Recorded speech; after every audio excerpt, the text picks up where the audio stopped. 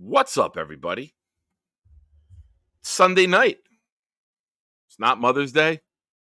It's not Memorial Day. Memorial Day's next Sunday. But we are going to pay remembrance tonight to the team in New York.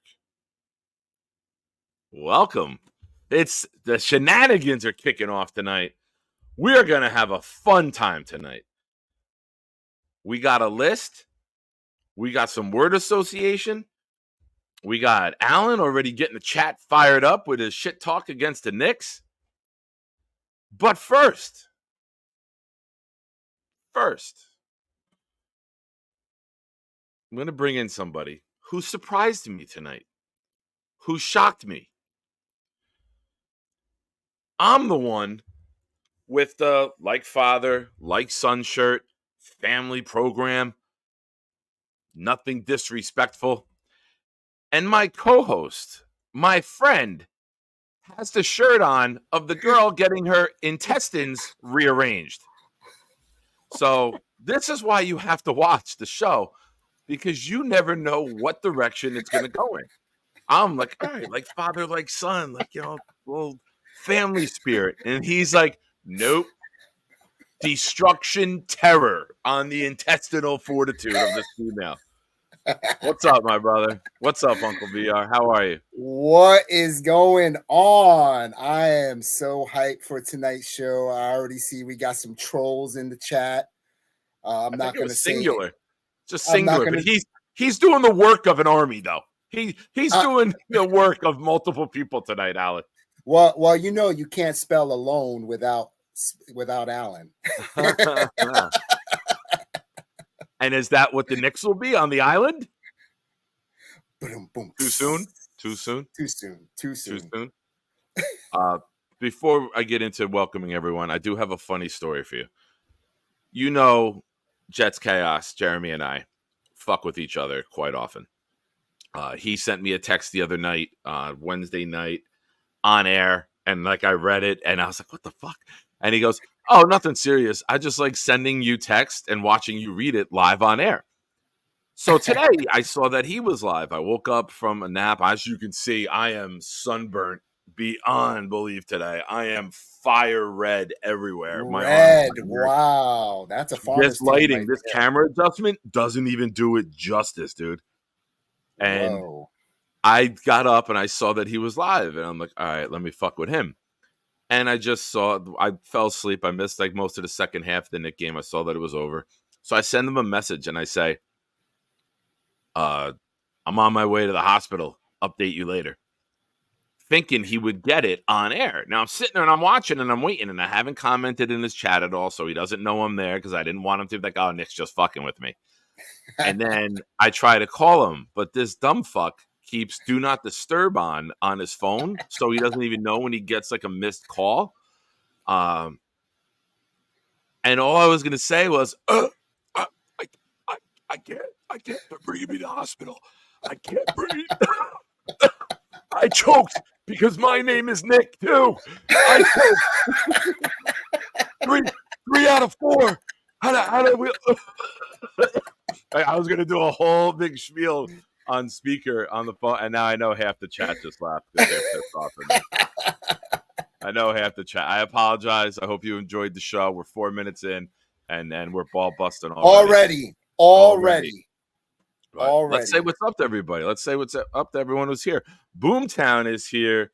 Boom. Bing bong. How glorious was that silence in the fourth quarter at MSG? Might name my next dog TJ for TJ McConnell. Up next, go Panthers. Panthers, isn't the Celtics and the Pacers?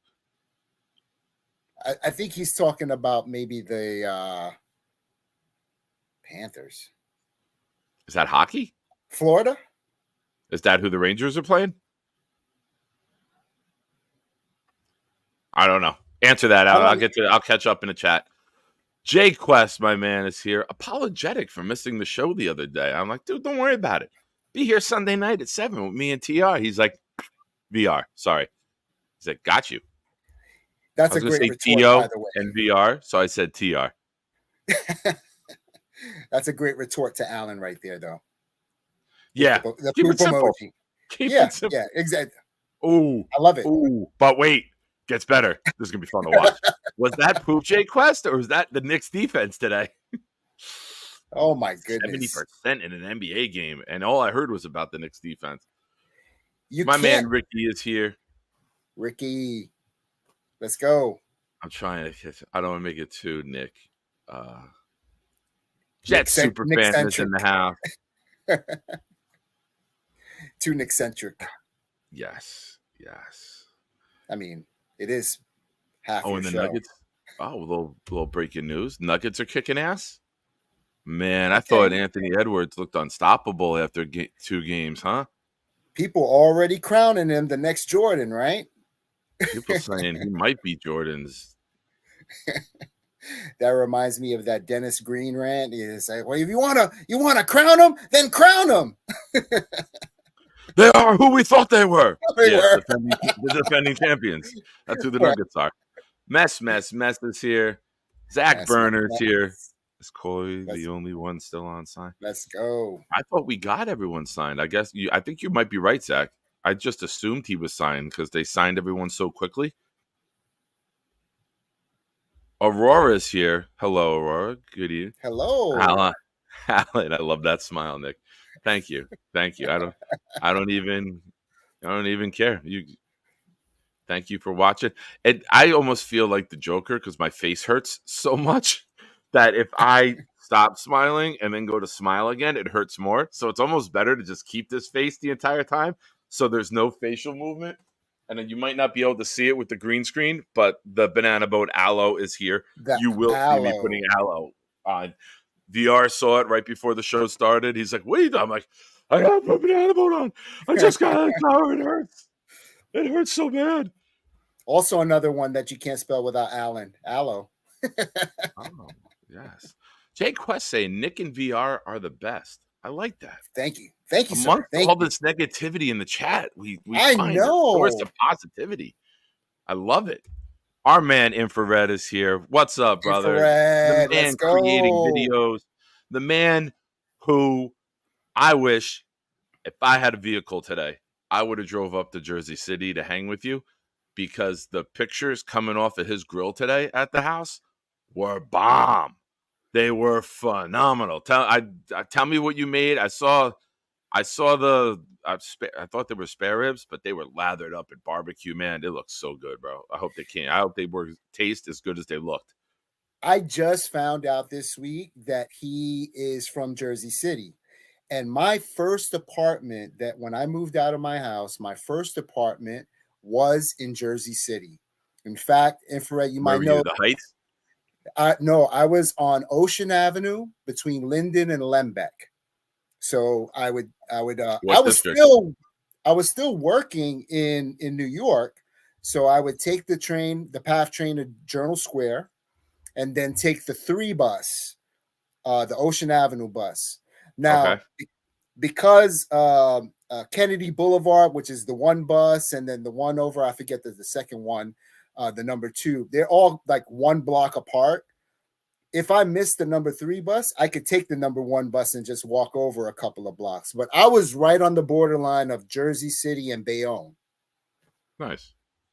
So Infrared, if you know what I'm talking about. Yeah, I know where you're at. Down by the Walmart down there. Oh, this was a long time ago. Oh, okay.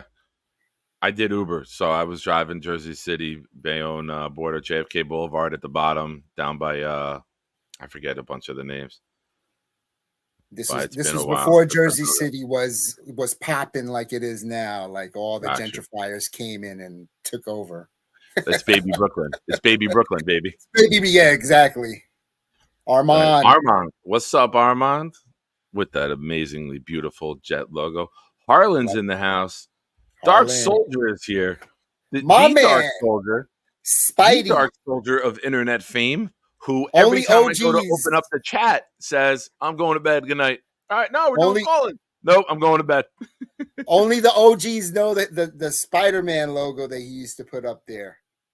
That's why I call him Spidey. Yes, he was one of my early. He connected Gunny with me and Jeremy.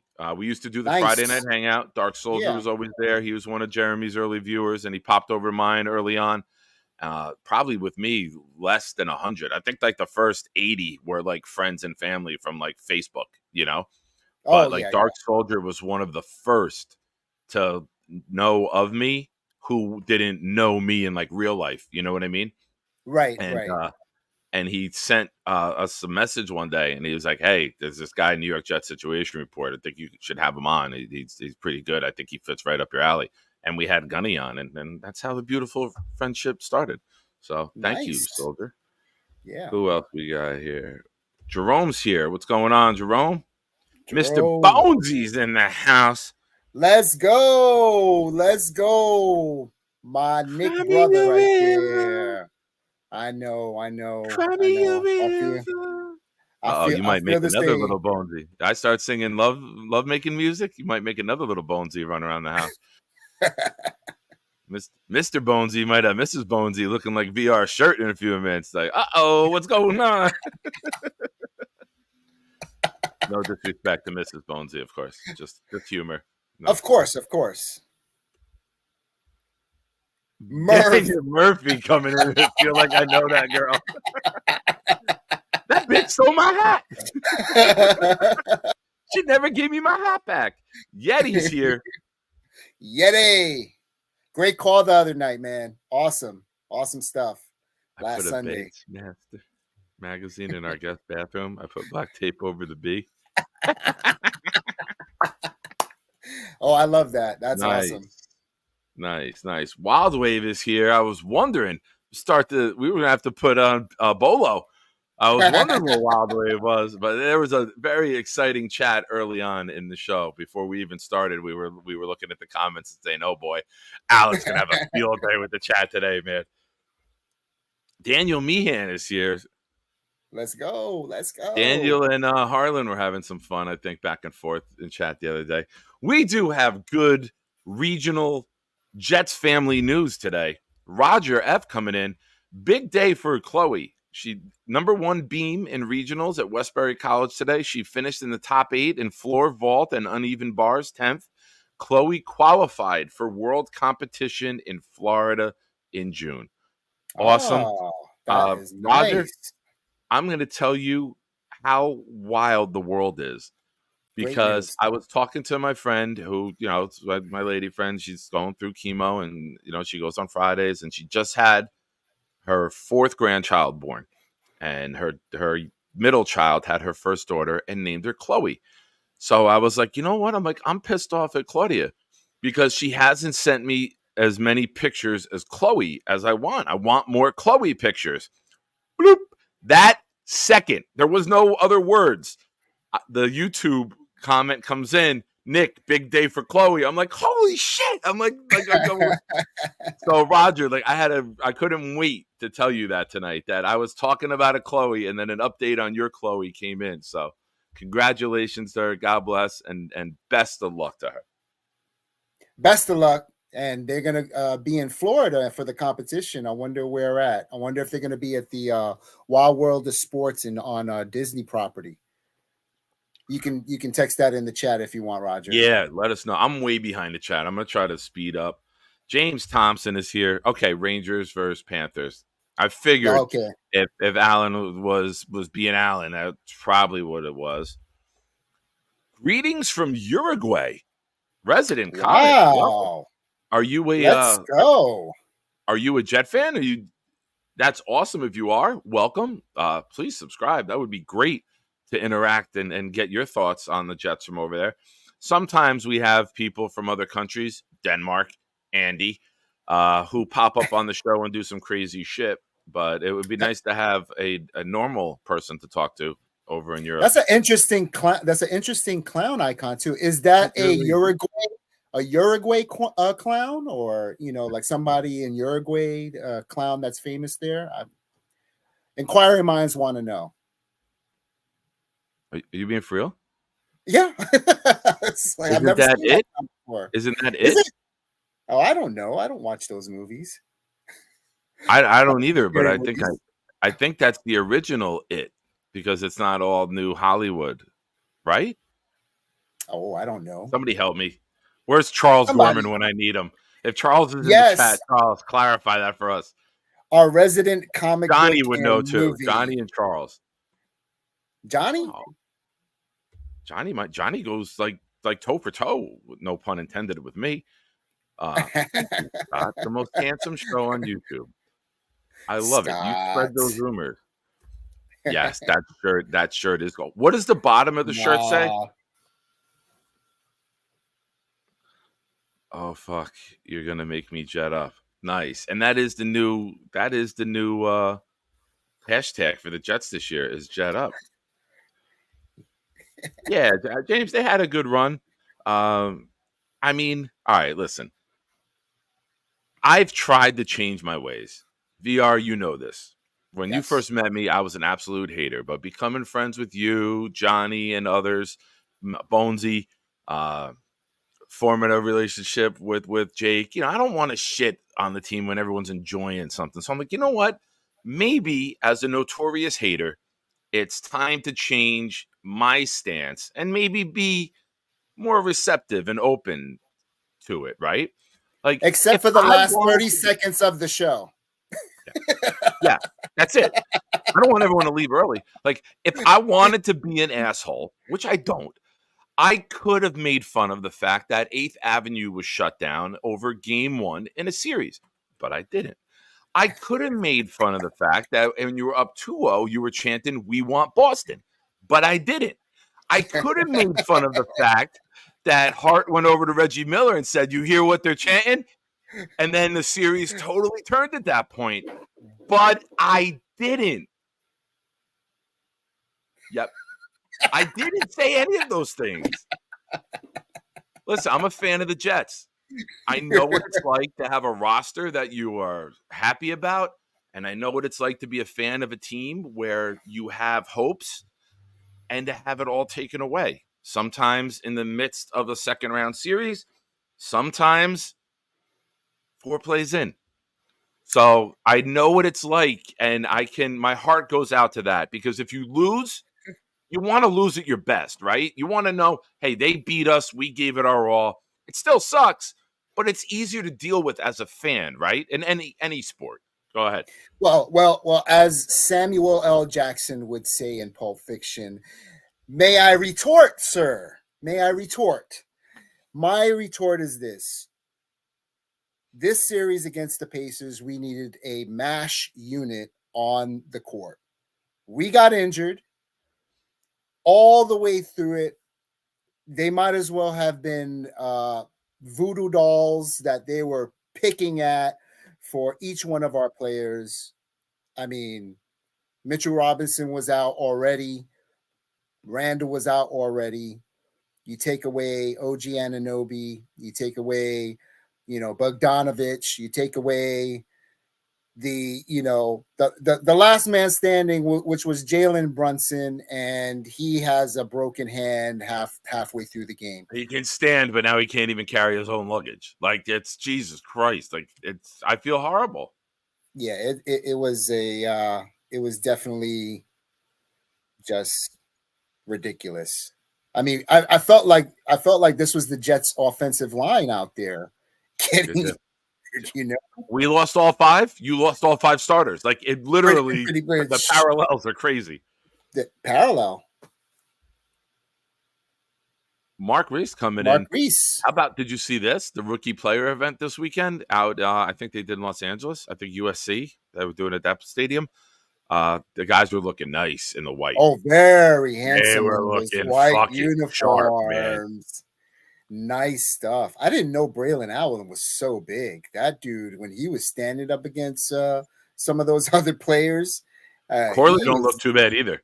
Corley does not look too. I mean, these guys, they're starting to look like the New York Yankees with Judge and Stanton and Sanchez. They're all fucking jacked. Well, Corley, I did a video where one of the things that I mentioned was and posted was his reps on the bench. He did 27 reps on the bench of 225. And I know how hard that is. When I was playing football in high school and playing football, college and semi-pro, my max was 225. 225 was 16 reps. Okay. So that dude is superhuman, Super Saiyan. Yeah. Dragon Ball Z type strong. I did 16 and a half. Just not to get shown up on my own channel. Like, I know it's our show, but I did 16 and a quarter, I think it was. Okay, I got you. I never did that. I never maxed out with it, so I don't know, have a number, but it's just got to be me. Ask Daniel Murphy. Daniel's probably banging iron right now. And that's not a stripper's name. I actually mean he works out a lot. Yes. Yeah, you know what, Dark? You were there early, man. You may have been at like 34 because I didn't really commit to my channel. I just like created one to like hop on with other people and like talked about it. But me and Jimmy, Jets by Jimmy, started the channel together. And then some things happen in his life. A lot keeps happening in mine. And it's kind of slowed us down a little bit. But yeah, man, Dark Soldier was there early. He was there early, man. That was good stuff. I used to be doing shows on a Friday night hangout with like 6-7 people watching. And one of them was like my phone and like Nikki's phone sitting on the couch that was open to it just to like help. So that if people saw the show, all right, a couple of people were watching. Yeah. But that's awesome. Nate, and what's up? Nate. If you are on Discord, Nate, hit me up because you've been gifted another membership to the channel. And if you're on Discord, for anyone who has the Shiner logo next to them, please hit me up. Proud NYJ fan. I'll also promote Jeremy's Jets Chaos to become a snacker. I saw that Knob gifted 5 memberships earlier over there. Awesome. Good stuff, sir. Nate is the broski, man. I know he's probably upset about the Knicks too. So, we had a good season. Let's go. Yeah. Let's go. It's tough to win. And it's tough to win without your best lineup. And I will stand on this hill. The New York Knicks got better as a team when Julius Randle got injured. The ball moved better. There was more fluidity. They looked like a team. It wasn't just Julius Randle is Draymond Green who controls the ball 45% of the time. He's a ball stopper. Yeah, you don't want that. Rex Ryan would love him because he does ground and pound. He stops the flow of the offense, right? Like, you could say he gets result, but you know what?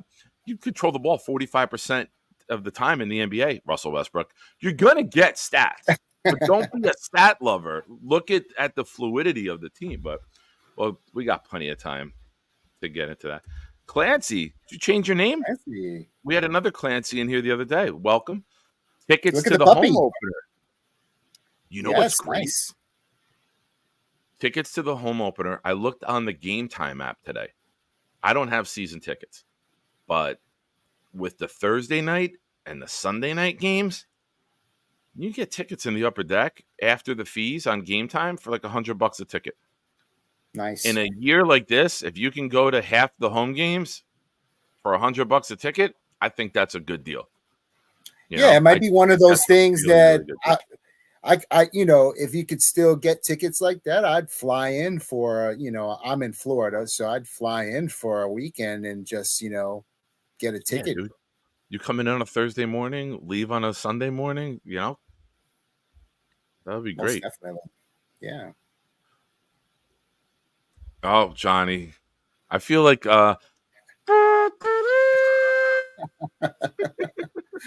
Johnny, nephew, come on. What's going on? Brother. We're so sad. I don't know. Here he is. We've been interacting on Twitter. Cramerica Industries, what's up? Jets about to run over competition this season. 2010 on steroids, baby. 2010. That's what I like. With a breakaway back. Like Sean Green was our breakaway back, the backup. Our breakaway back is the stud. Man, I can't wait. Yes. All right. I am way behind this. You guys are on fire in the fucking chat today. Yes, it was from it. That's the original Pennywise. Oh, it is. Okay. All right. For everyone else in the other comments, forgive me. I am going to get live in the comments right now. I don't think I missed any super chats or anything yet. I say yet. That's your cue, people. There we go. But yeah, memberships, great way to support the channel. To give somebody access to the Discord group. I will be doing, once we hit a couple more members, we're 2 members away. I'm going to start doing private shows. Hey now, like VR shirt. But we're gonna start doing a private show one day a week. So maybe instead of coming on Tuesday night live for the Discord only, we'll do something and it'll be members only. So I can send an email out. I believe I got to talk to Jeremy or Green Bean and figure out how I go about that. I don't know if it's just a Zoom, but if you do have the S next to your name and you are on Discord, please hit me up. But otherwise, yeah. And yeah, it only takes a couple of seconds to like and subscribe. So if you're new to the show, please go ahead and do that. It helps the channel, it helps our algorithm, and there we go. We appreciate you and thank you. And let's take care of all the housekeeping right now. Super chats when we're in discussions, great way to cut the line. Get your comment, question on air immediately. No waiting. We know it's an impatient world with Twitter and everybody wants their information right then and there. That's a great way to do it. It's a great way to support the channel. It's a great way to help upgrade the technology that I have to give you guys a better presentation. Also, some of you may have heard, if you haven't already, we are running a GoFundMe. Dean has graciously decided that, it's not right time, whatever.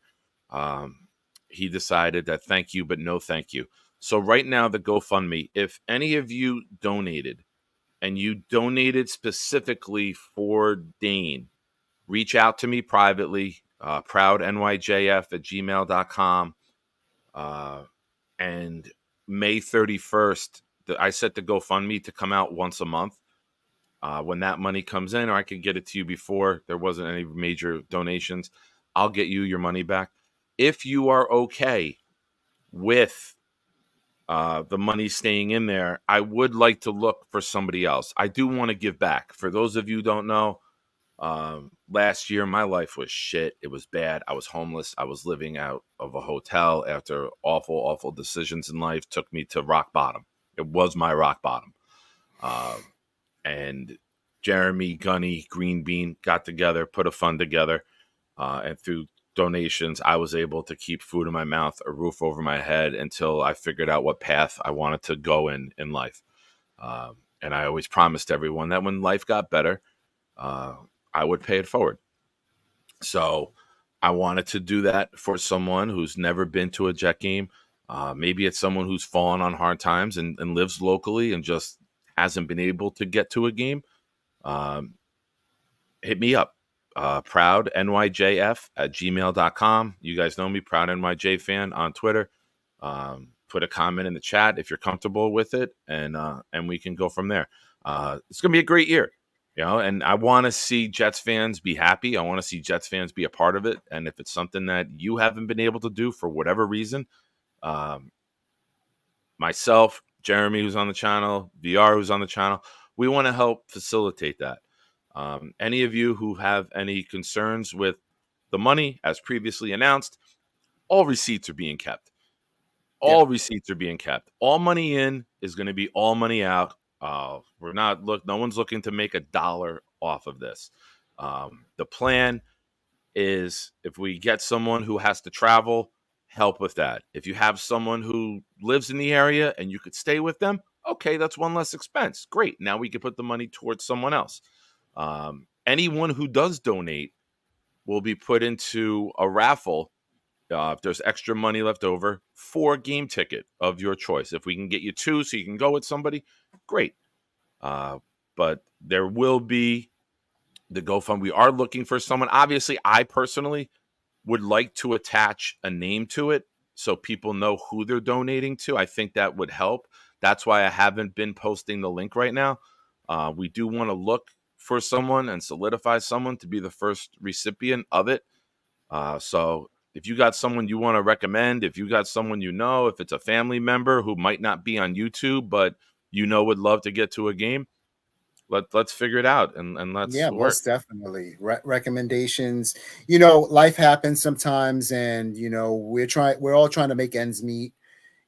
Sometimes going to a Jet game is not high on the priority list because we have life circumstances that are going on. So, for somebody that really, really wants to go to a game, and as Nick said, this season among all is probably going to be a very special season, and you want to be a part of that, and we can help you. This is what that is for. And so, think about it. If you have someone that is, like Daniel said in the comment right there, preferably someone who is out of market, that can, that doesn't have the opportunity to, be right around the corner from the stadium and go to a game and buy a ticket, last minute or anything like that. So, this is that opportunity. Yeah. If you're a fan who was in the area, moved out at a young age, never came back this way, we'd like to help you. If you're a fan who might have a mental illness, didn't grow up in this market, and still decided to choose the Jets, we'd like to help you too, because we feel bad for you. We don't know if you'll get clearance to fly, because choosing this team and not living in the market is batshit crazy. There's been no reward with being a Jet fan. Why would you do it? We live here, and I ask, why did we do it? I mean, if you're a Jet fan who's been made crazy by the Jets losing for over a long period of time, and wants to come to a season where we're actually going to win, maybe that's you. Maybe that description is you. Yeti, you have no idea. The lighting and the camera is look, that's under the neck. That's the sunburn today. It got hot out there, and I always have a hat on. You guys know I always have a hat. I did not have a hat, so I am going to be putting on Banana Boat frequently during the show. Make fun of me all you want. I don't care. But you can see that's my underarm and that's my face. These were equal 2 weeks ago. Those two colors were equal. Like, I'm burning right now, boys. I am in almost as much pain as the female on VR shirt. I'm going to have so much fun with this today. I am going to have so much. On the Lord's Day, too, VR. On the Lord's Day. I usually break out into prayer during the show, and now I got to worry about the Lord striking down. Great vengeance. And does it help if I go like this? Nope, not at all. Not at all. Because she's on her back, so you got to do a little side to side, because that would be the way she'd be. There you go. Yes. You know what? Boom. I usually tan well. I burned the first time, and then I tan. But I was not out in the sun at all last year. For those that don't know, I was on crutches the entire fucking summer. May 11th, knee surgery. June 7th, I fall down the stairs. June 30th, the toe gets removed. Back on crutches again until the Friday before the home opener. So I was not in. My first day in the sun was in the Buffalo Bills tailgate of the opener. It's hard. This will hurt for 2 days. It will peel for 5. Next, you'll see me Thursday night looking like Jeff Goldblum in The Fly and just peeling shit off of me. That's a good reference. I can't wait. I can't wait to see that. Yeah, that'll be fun. The good peel where you peel it and you hear the skin coming off. Fun times, man. Fun times indeed. That's going to be something to see. So stay tuned. Thursday. Nick's skin peels off. Dude, have you ever heard me say that, Scott?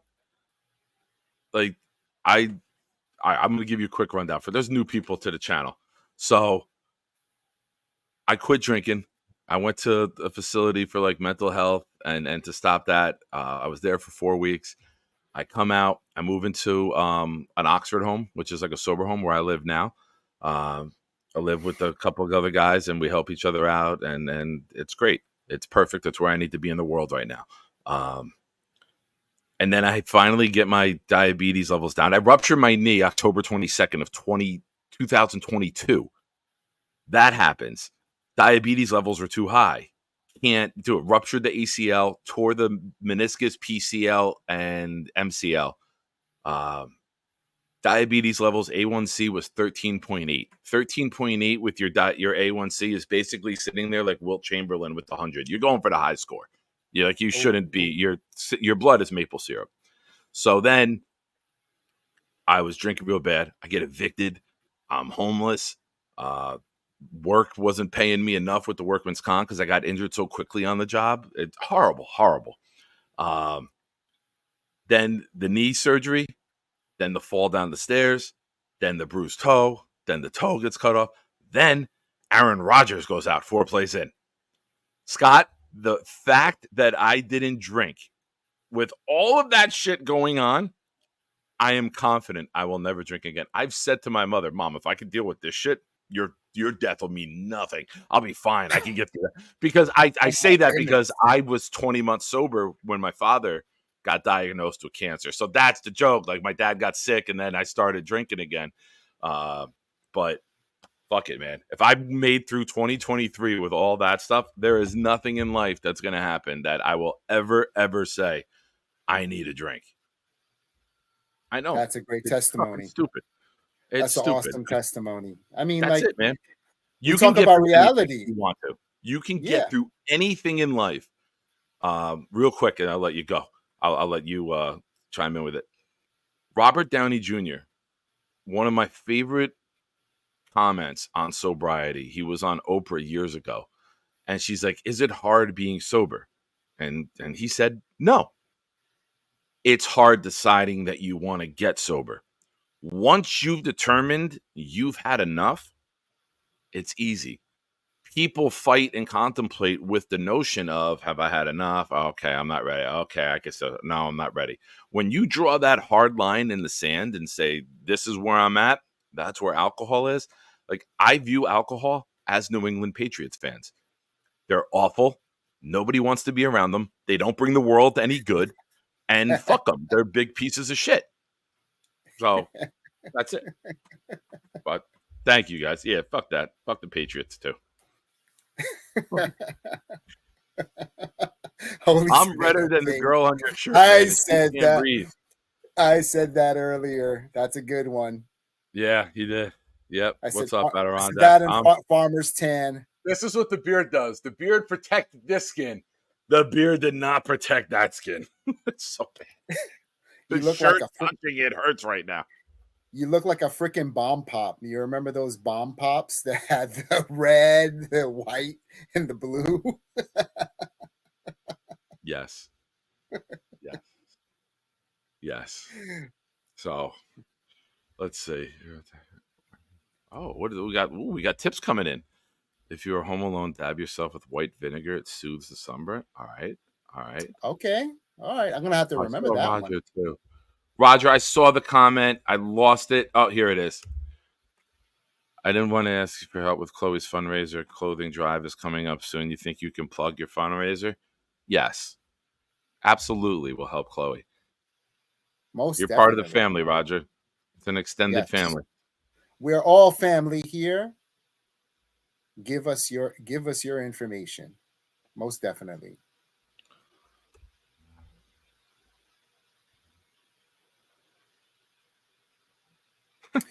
So it says, yes, I want Boom to come to the home opener so I can meet him. I put Boom's name as the person for the Fund Me joint. And do we have to raise money for the passport too?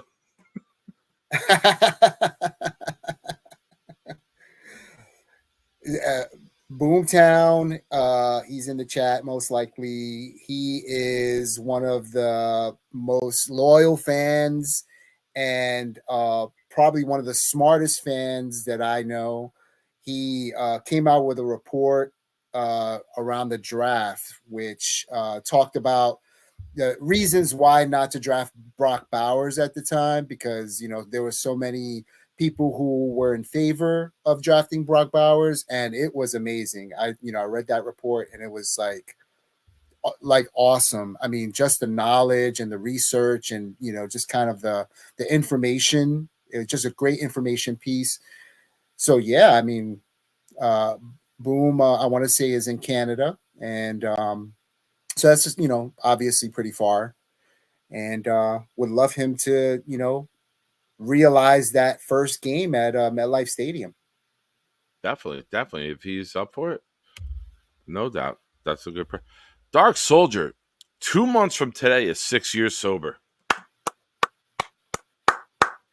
Congratulations, man. Keep at it.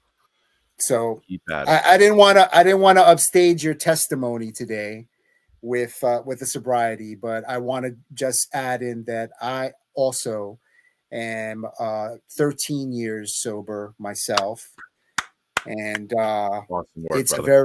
a very important decision in your life, and for anyone's life. And if you're struggling with alcoholism or drugs, you're going to come to that point that Nick talked about, that rock bottom. And so it's not a fun ride all the way to the bottom. You can take it from Nick's story, and my story is very similar. But the Phoenix rising, when you invest in yourself, and that Phoenix rising, out of the ashes, it is that investment in yourself to be the best person that you can be is worth it. You are worth it. So absolutely. Hearing Nick's words, hearing my words, if that makes a change, then all I can say is God bless, and God bless you on your journey. Thank you, brother. You too. Congratulations and great work, man. I can only pray I'm alive in 13 years and sober. That's fucking phenomenal, man. I'm proud of you, and everyone. I know I'm proud of you, and Dark Soldier. I salute you. Thank you. See, and just to prove that getting sober doesn't mean you stop being fun or stop being an asshole. Proof. Look at his shirt.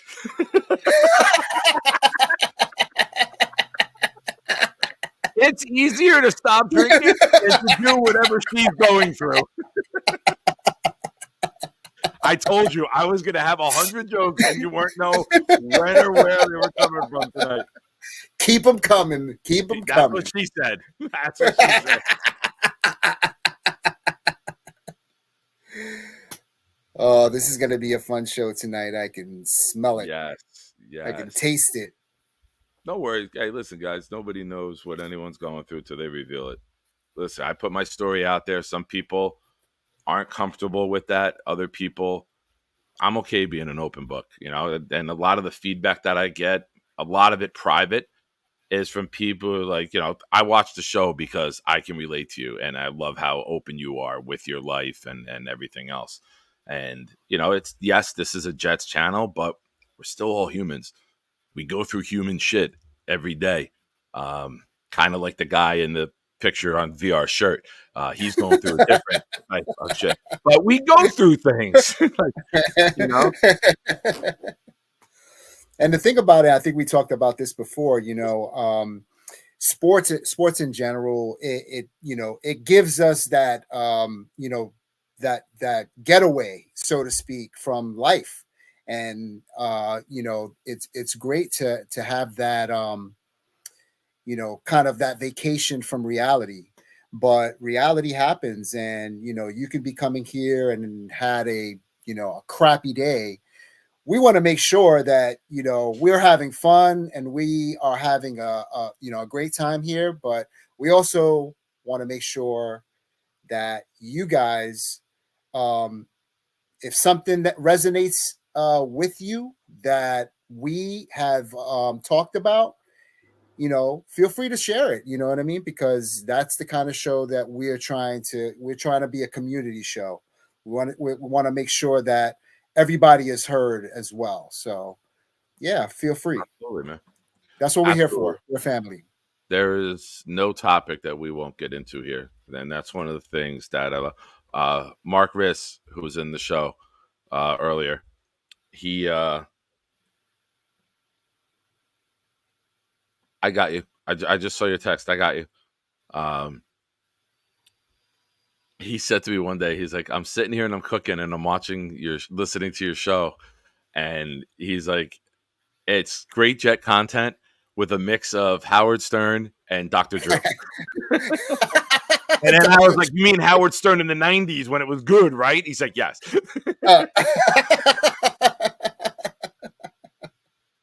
I'm going to guess you're Howard Stern and I'm Dr. Drew. Maybe, I've always wanted to be Artie Lang because that's me. I don't like running the show. Like, I love being the sidekick who just comes in with the one-liners. Like, that's my forte. Like, I know I'm funny, but like, if you told me you hand a microphone and get up on stage and say, go make everyone laugh, I wouldn't be able to be as good at it, right? I'd have to work a lot harder. This, in the flow of a conversation, I can hear something twisted and punch as hard as anybody. You say you're funny. Funny how? Funny how? Like a clown? Oh, like the comment on the screen? Like the comment. Like Uruguayan segue. Look at that segue. Look at that. Wow. The Uruguayan clown on screen that you didn't know who was? Is that a clown from your home country? Like, what the? Oh, I'm like, dude, even I know that's it. Like, are you being sarcastic?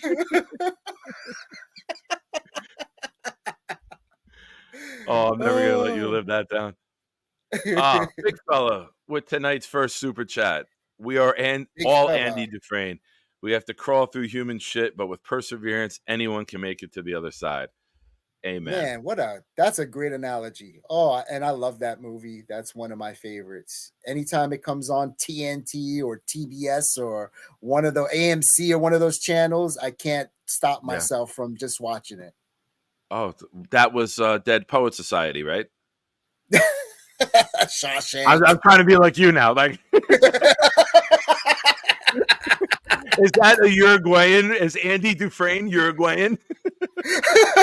I swear I couldn't see that clown. It looked like, something different. That's the original before they Hollywooded it up. It up. Okay. Just like the girl on your shirt is getting wooded it up.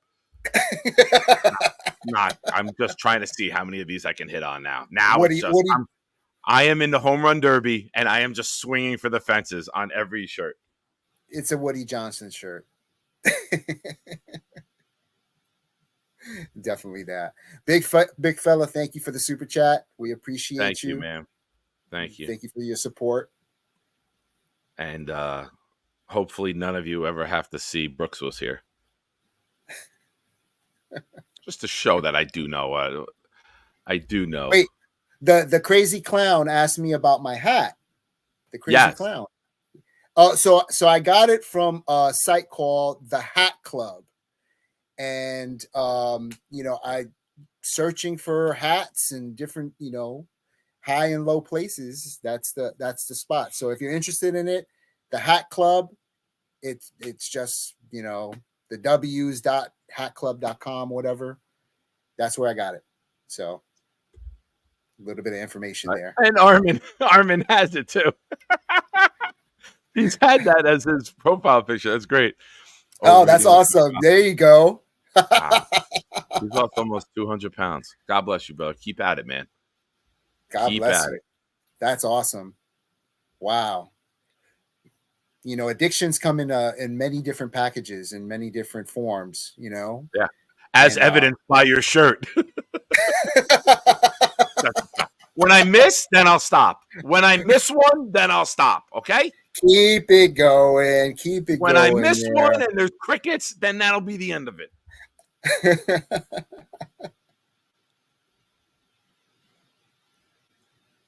They call DiVincenzo Big Ragu. I'm gonna have to start calling you that. You're so red. The big ragu. I called him Michael Jackson the way he moonwalked away from that guy the other day in the game in 5. He was like, "Yeah, what the fuck? Fuck you!" Yeah, he was almost in the tunnel by the time that you got out of his mouth. He didn't want that smoke. No. So we've had a lot of fun. We've had some good banter, and I know what you're here for. It's Sunday night. Aside from seeing how fluorescent I am or how orgasmic VR's shirt is, we want to give you what you want. I know you want this week's list. So we are going to come in hot with this week's list. Last week, and forgive me if you're here and I forgot who did it, please just remind me. But we had it was the big fella. It was the big fella. Okay. Yes. Thank you, big fella. The comment was we should do something along the lines of the villains in the AFC East. And we're like, all right, I like that. But we eliminated the no-brainers. We eliminated Marv Levy and Jim Kelly. We eliminated Don Shula and Dan Marino. And we eliminated Brady and Belichick. All right? So I'm going to go first. And I actually have changed one of mine from what I messaged you earlier. So the biggest pains or villains, I think is how you worded it, right? Big fella? That you were like the big villains. So I'm going to start off at number 5. And growing up as a Jet fan, becoming a Jet fan in 85 with the Wesley Welker walk-off game, and watching the first so-called dynasty that we had to go against was the Buffalo Bills. And I'm going to put these two guys together. This is a little on-air edit that I'm doing right now because I, in good conscience, can't mention one of these guys without the other. And I am going to go, all right, most hated players. All right, okay, same thing, right? Most hated players in the AFC East. I have to put Bruce Smith and Cornelius Bennett together because going against that Bills team for all those years, they wrecked so many drives, so many quarterbacks, so many Sunday, Monday nights. I remember in the late 80s, early 90s, had to be the late 80s. My father, my uncle, and I had season tickets at the old stadium in the 7th row behind the goalpost, which for a kid being 8, 9, 10 years old was so cool because you were right there where the tunnel where they came out of. And the one game I didn't get to go to, it was a Jets-Bills Monday night game, and a war broke out. I don't mean a fight. I mean a war. And I'm at home. I'm screaming, watching it. My mom comes out. What are you doing? Why are you still up? I snuck back out to go in the living room to watch the game. And I'm watching just a brawl between the Jets and the Bills on the field. So having no offensive line to protect their quarterbacks back then, and then having one of the most dynamic pass rushing duos. You want to talk about elite players? I put Bruce Smith and Cornelius Bennett just a notch below the top 2. The top 2 that I've ever seen in my life were Neil Smith and Derek Thomas and Leonard Marshall and Lawrence Taylor. And I've always asked people, like, do you put Bruce Smith and Bennett in there? Like, holy shit. Like I put Neil Smith and Derek Thomas up there. Other people like it's LT and whoever else you want to add, Carl Banks.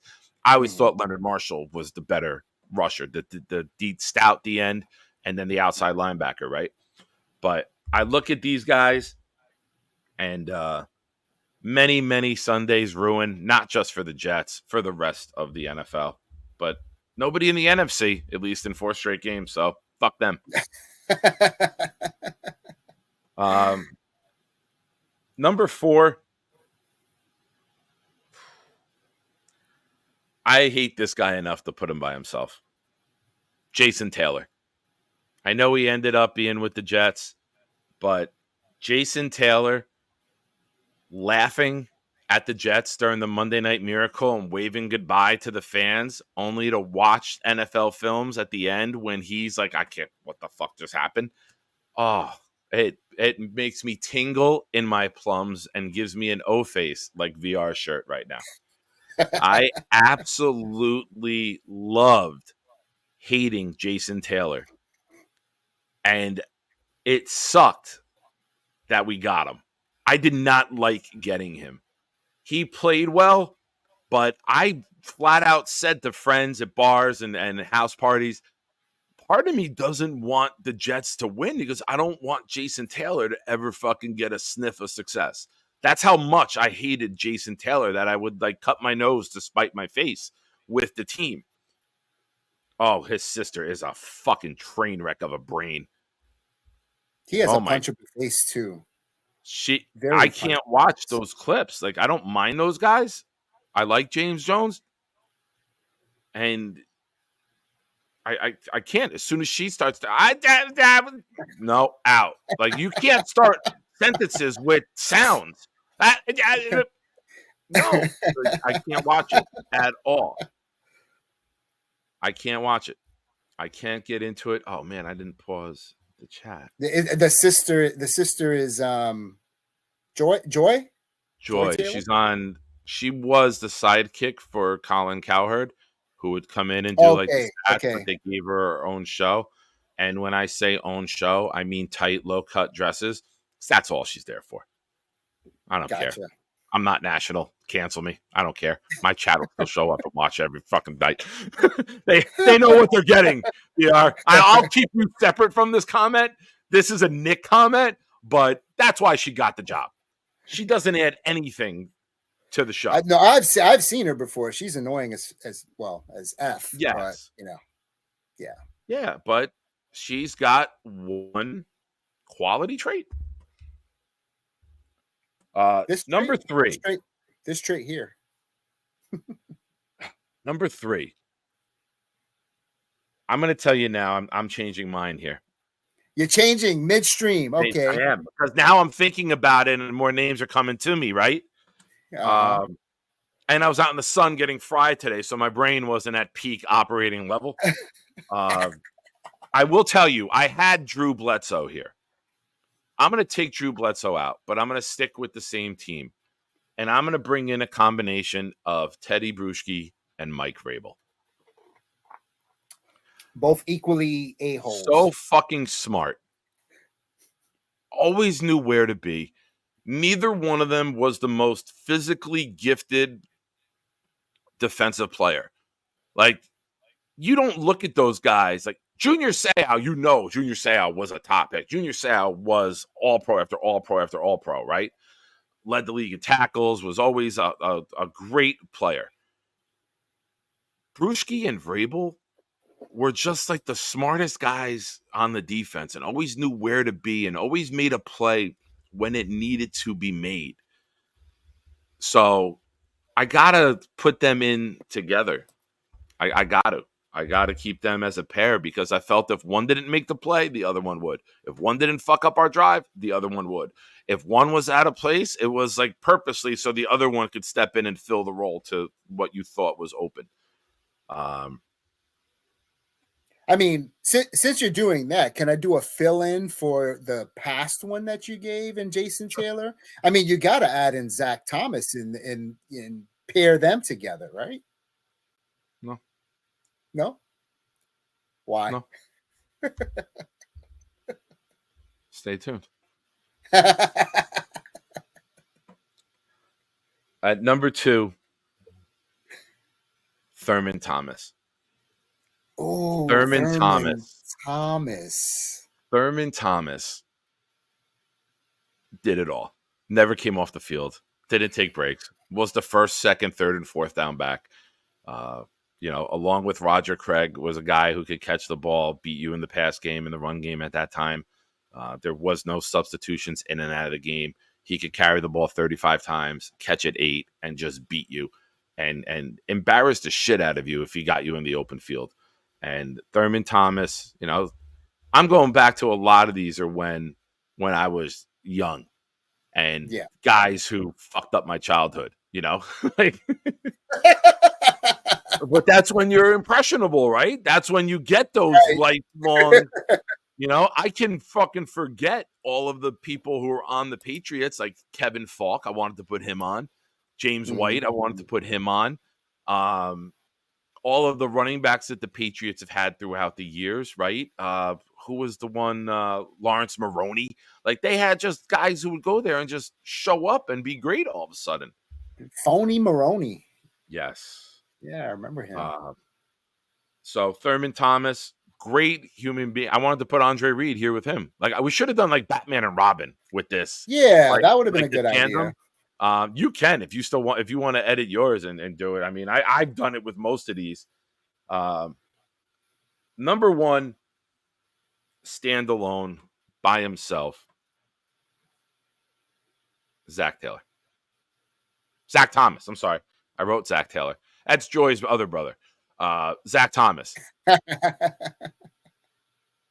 wrote it like both of them together. So I did. That was like a there you go. That's a sign, right? A Freudian slip right there. Yeah. Yep. I'm looking at it as I'm reading. I'm like, wait, that ain't right. But I guess my hatred is so great that maybe I should have merged them together.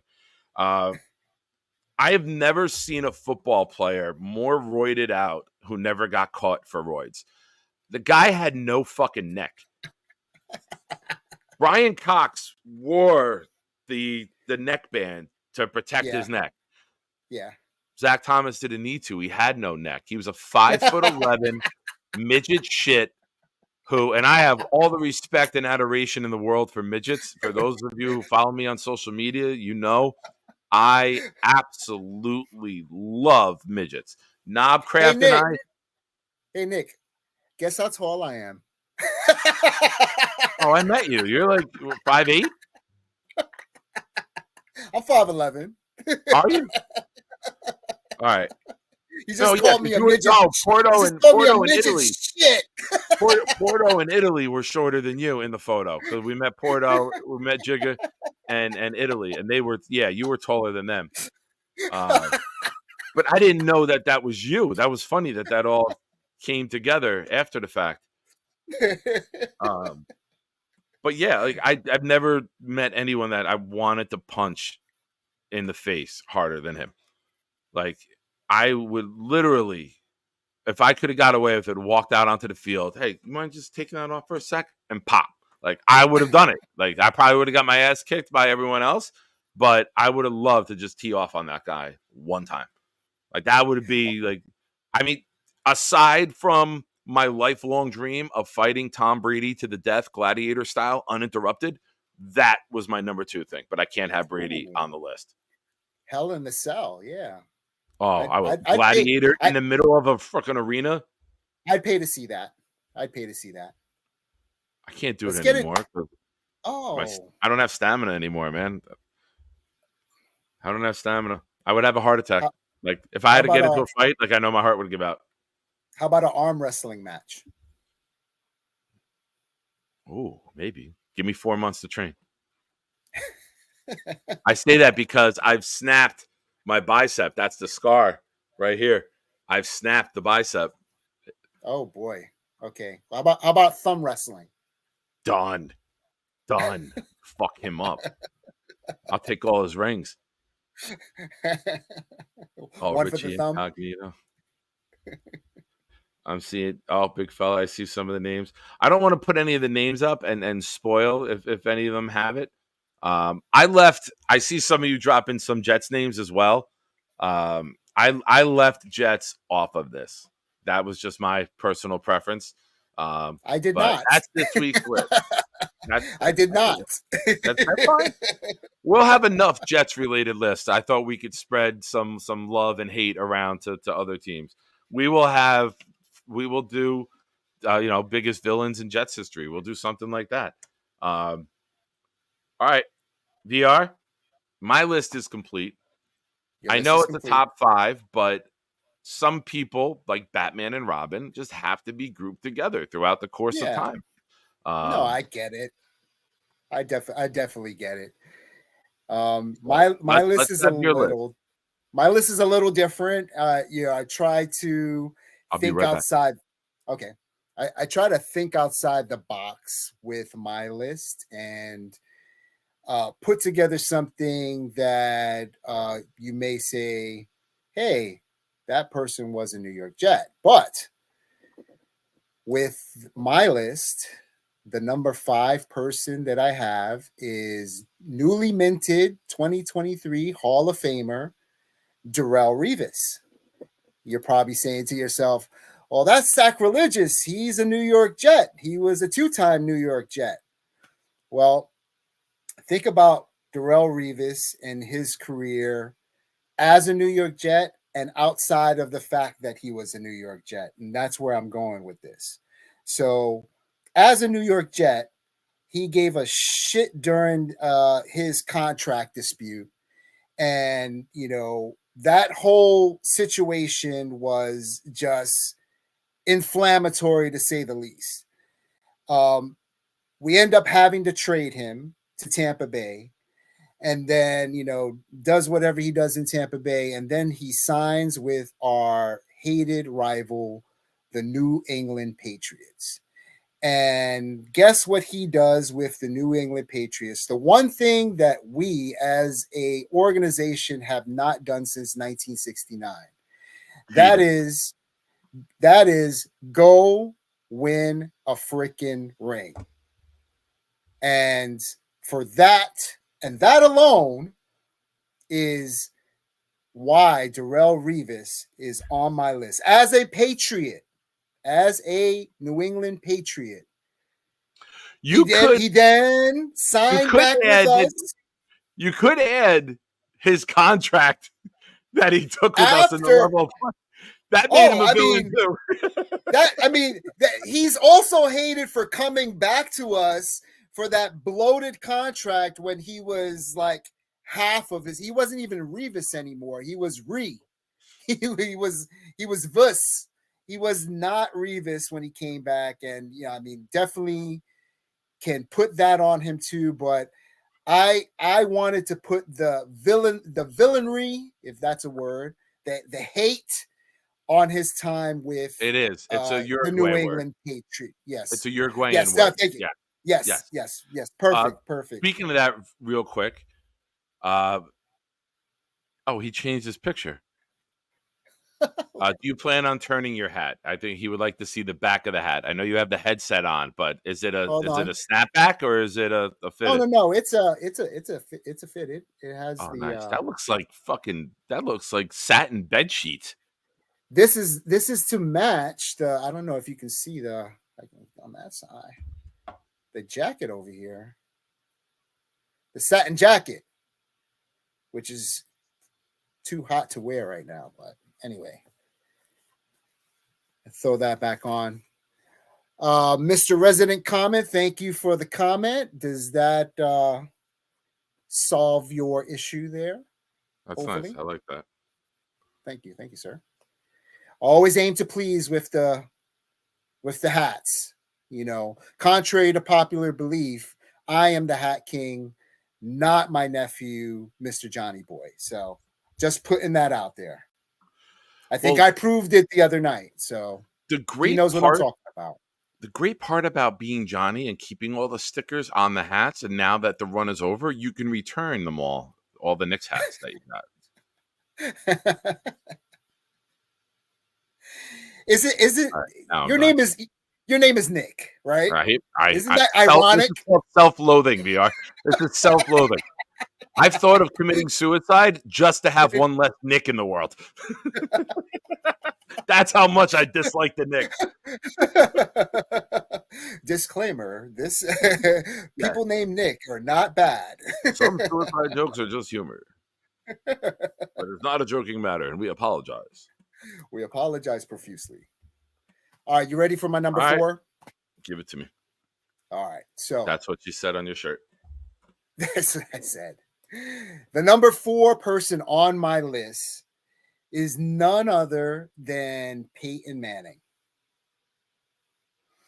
And I'm going to explain a couple of reasons why. It starts off, allegedly, in 1996. The New York Jets had the number 1 pick. We ended up picking Keyshawn Johnson. Now, there was rumors even from 1995 that Peyton Manning in his sophomore year was going to come out depending on the team that had the number 1 pick. When he found out that the New York Jets was going to have the number 1 pick, him and his team said, nope, we're going back to Tennessee. Ever since that point, my loathing for Peyton Manning started because he could have been the franchise quarterback for the New York Jets for that number 1 pick in 1996. So that's number 1. Now, big forehead having, I mean, I could say it now, but I'm 45. But that dude came out of college with a massive forehead. Now, what year was it that we beat his team in the playoffs 41 to nothing? I mean, that was January of 2002. 2002. All right. Sorry, it was a 2002 season. That may have been January of 2003. Was the playoff, but it was the 02 season. Because the 02 season we won on the last week of the season. We were home on Saturday night or Sunday night against the Packers, and we won 42-17. And then Saturday night we were home against Indy 41-0, and that was the greatest week ever as a fan. That was awesome. It was as a fan and as someone who already had some hatred for Peyton Manning. Hey, shout out to Boy Green popping in. What's up, Paul? Thank you for joining us tonight, bro. Boy Green, my man. Catch a show on 7:30 in the morning. Every morning, Boy Green is on there. He's chopping it up. He does not drink coffee, but I do. So there you go. He had a tweet today that I'm gonna give you a shout out here, Boy Green. Not that you need it. I'm sure everyone here knows of you and your character. But he had a tweet today saying that when they found out he was going to be a father, he was joking with the doctor about the schedule coming out and if they could work it where the due date was during the Jet bye week. It ends up that his wife's due date is during the Jet. I think it was November 14th, if I'm correct, is during the Jet bye week. Forgive me if I have the date wrong. And so I replied to the tweet with the picture of Mel Gibson in Braveheart. I'm like, your wife has one job. Hold. Like, she just has to hold the baby until the bye week. Hey, I have to take care of something here. I need about 5 minutes. So go ahead and do your list, and I will be right back. All right. So just continuing with Peyton Manning. Overall, the overarching portion of my hatred for Peyton Manning and being a villain is, I believe, the 2009 playoffs. Obviously, Peyton Manning did something, where we were actually back and forth and kind of winning that game, and he single-handedly brought the team back and beat us in that game where we could have where the Jets could have went to the Super Bowl. So for that reason, Peyton Manning is my number 4 on my list. Going to number 3 on my list is someone, and these names are going to be a little bit more recent.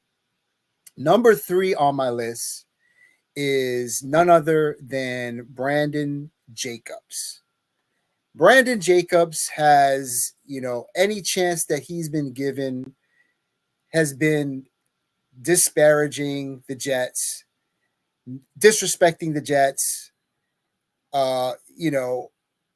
He had some hatred as a player too, where when we played preseason games, now called the Snoopy Bowl and MetLife Bowl, when we've played preseason games, he'd say things like, this is Giant Stadium, and why would why are all these Jets fans here? Why are they cheering for this second-rate team? So for that reason, I am going to say you suck. We hate you. You're a villain. And That is the number 3 person on my villain list.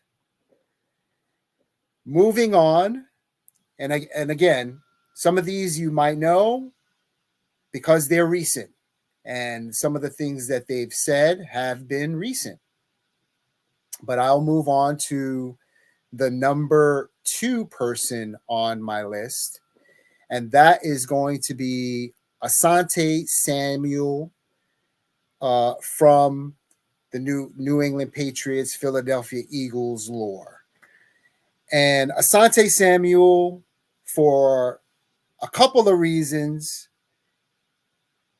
and for reasons unknown to anyone else, came out and just tried to, disparage our current cornerback, Sauce Gardner, and our Hall of Fame cornerback, number 5 on our list, Darrelle Revis.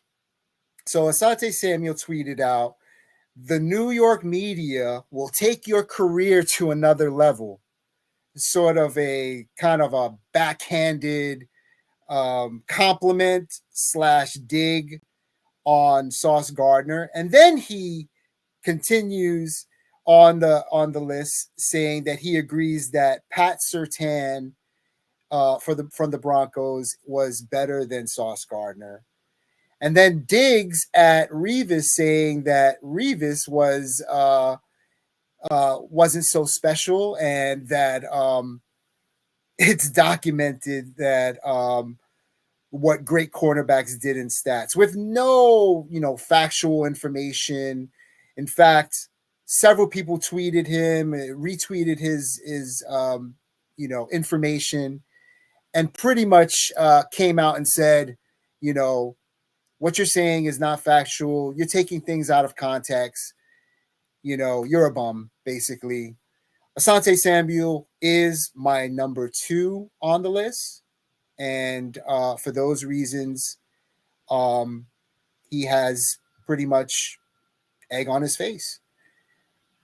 Sauce Gardner is undeniably the top cornerback in this league, if not within the top 3. And, whatever stats that you want to look at in context, whether you want to go to PFF, who's rated him number 1, or, people, other people in the league, other players in the league. I mean, he truly is it. And he doesn't wear that number 1 on his jersey for no reason. He is truly the best cornerback in this league. And there's not too many people that disagree with that fact. All right. So finally, number 1. I'm back. Sorry. You made it on time. I'm about to hit number 1. Rules. Okay? We got rules in the house, and people don't respect the rules. The president's got to drop the hammer. Hey, they got to respect. Let's go. All right. So, thank you for returning, because you came right on time for my number 1 person, villain, on my list. And he is also a recent contributor to the villainry. And that person is Mr. Dion Dawkins from the Buffalo Bills. Oh, recency bias. I like it. That's a big thing. Yes. Jet Twitter would love this right now. Mr. D, he's come out and said he's hated us. He's gotten into scuffles and scraps with our defensive linemen, and it's just the hatred that he has, that he talks about out of his butt, is just truly ridiculous. And to be quite honest with you, he's not very good himself. So Dion Dawkins, recency bias, number 1 on my list. I hope that Michael Clemens can, give him a nice knuckle sandwich at some point throughout the year this year for any one of the 2 Buffalo games that we play, or maybe some of our, new guys can run him up a flag or something like that. Maybe try him out for the table throw or something like that. The Buffalo Bills fans seem to like to do. Crater in the ground. That fat fuck. He's actually from the next town over, and a friend of mine, my lady's brother, she's got an older brother. He's like best friends with this guy, and it's his nephew. Like they were all together with him at the Miami. They all went down to Miami for the game around the New Year. And isn't he from Rahway? Isn't he from Rahway, New Jersey? Yeah. Only thing good in Rahway is prisons and they have some good what do you call it? Some good Spanish food in one of the place, a Peruvian restaurant. I lived in Rahway, so I know, so I can say that. Nice. Off of 1 and 9, baby. Nice. Oh yeah. When were you in Rahway? How long ago? I moved to my first condo was in Rahway, and it was cheap. Yeah, it was cheap, and I didn't live by the prison or anything like that. And I wasn't in the prison living there. So it was a small 1-bedroom condo. I'm starting to put the pieces together, bro. I was there for at least 6 to 12 months with good behavior. I mean, they provided 3 meals a day. It was actually a country club setting. We had weights in the yard. Hawk, did you like my shout out to you on the Buffalo Jet fan show yesterday? I gave Hawk a shout out about his. Did he put his comment up? I didn't see Zach it. Wilson. He just said hello. He's saying hello to people in the chat. No specific comment, but I just saw he was saying hi to people. As Hawk would say, my boy. My boy. Nice. So there you have it. We will determine next week's list through either Super Chat or production meeting throughout the week. We'll see how it goes. But we hope you enjoyed this week's list. And now we get into word association. This is VR's idea. And I think we've had some fun with it the first couple of weeks. So tell everybody what you got for this week, brother. All right. So this week, the word association, I'm going to call it the foodie edition. So I would like you to give me the first food that you think about when I give the New York Jets away game destination. How does that sound? All right. I don't travel much, so I will try my best with this. Well, that's why we call it word association. All right. As soon as I give the name, you give me the food and why. All right. So the first one, number 1, San Francisco. Rice-A-Roni.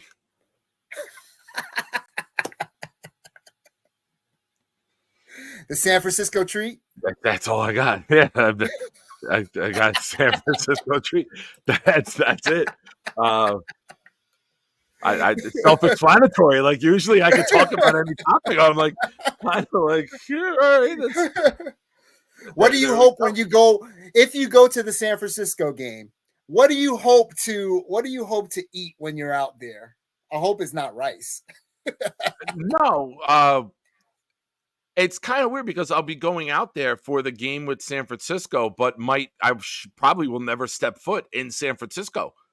Jeremy lives in Sacramento. And then he's got some places he wants to go.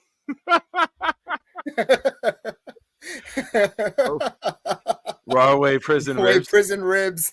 And David D finally posted one of these, but it's not for something that I said. That's Does Jeremy ever talk about any of the food out in Oh my God. You obviously yeah, he's the foodie. He would be able to talk for 5. He would talk with this segment until Boy Green's show went on at 7:30 in the morning. uninterrupted. Like you would just have to drop a couple towns, go sleep for 5 hours, come back, and he would probably only be on town 3 at the time. But the only thing that I could think of with San Francisco is I see the big fellas coming. I'm not putting it up, but I see it. It would be Rice-A-Roni, the San Francisco treat, man. That was again, that was drilled into my head in the 80s with the commercials and the what do they call them? The trolley cars that ride down up and down the street. Most definitely, yeah. Yeah, they play in Santa Clara too, so there's no reason to even go into San Francisco going out there for the game. But that's the. I'm sorry, I don't have anything better for you. Well, I lived in the Bay Area for about 10 years, and I worked actually across the street from Pier 39, and that's where Fisherman's Wharf. That's where you see like the sea lions and all that kind of stuff that's down there. Okay. And there was this one place called Boudin. It was like bread and, I don't know what's like the equivalent of it. It's very famous in San Francisco. But they would do. Did you say booty? Booty? Boudin. Boudin. Oh, I thought you said booty. Like French. It's a French delicatessen. Booty. Booty. Boudin. It's just kind of bread and, they used to do 2 things there that I loved so much. One, they used to take the big bread and put soup in it, and you'd eat the soup, and then after the soup was done, you could eat the bread. It's sourdough bread. That's like what San Francisco is known. A bread bowl, yeah. San Francisco is known for that. So Boomtown saying, is it poutine?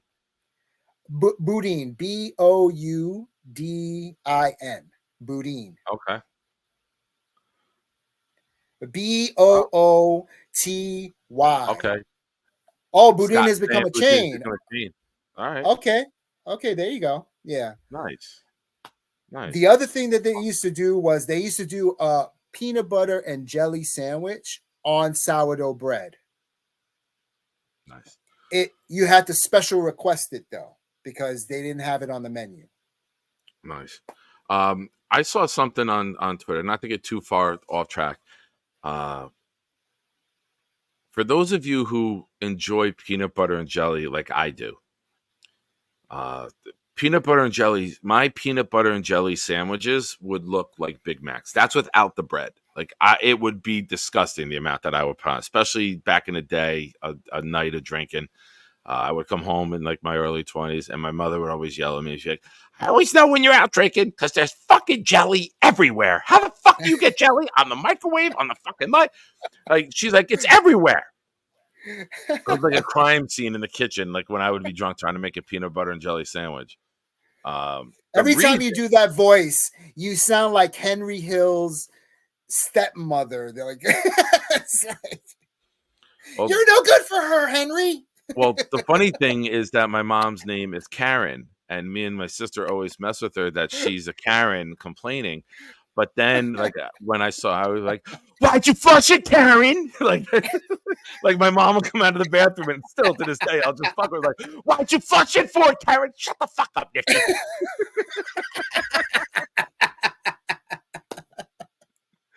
Oh, that's funny. But when I'm going to give everyone a tip. Try this one time. Like I did with my mayonnaise.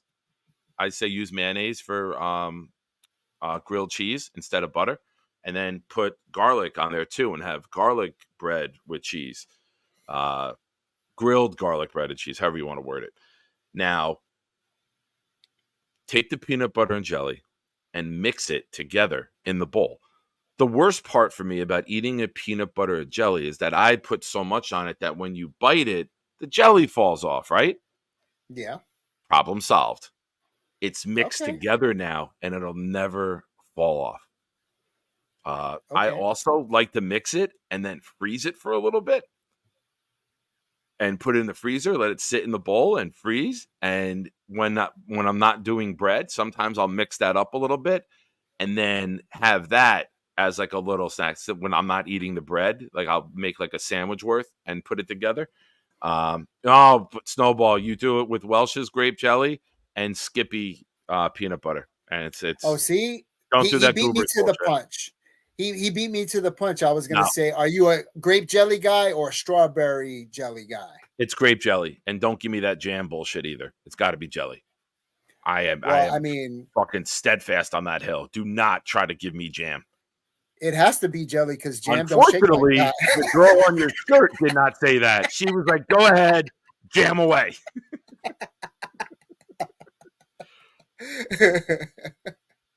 I'm too OCD. Nick eats like a stoner. I'm too OCD for that, man. I can't mix my jelly in my. What do you buy the what is it, the goober thing, whatever, where they put the. I'm not 3 years old. No. No. That shit is the worst peanut butter ever, and no. It's pre-mixed. No, it's horrible. No, it's like it's got to be Skippy peanut mixed. Butter.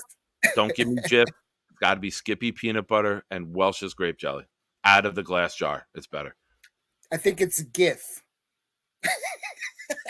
I think it's GIF.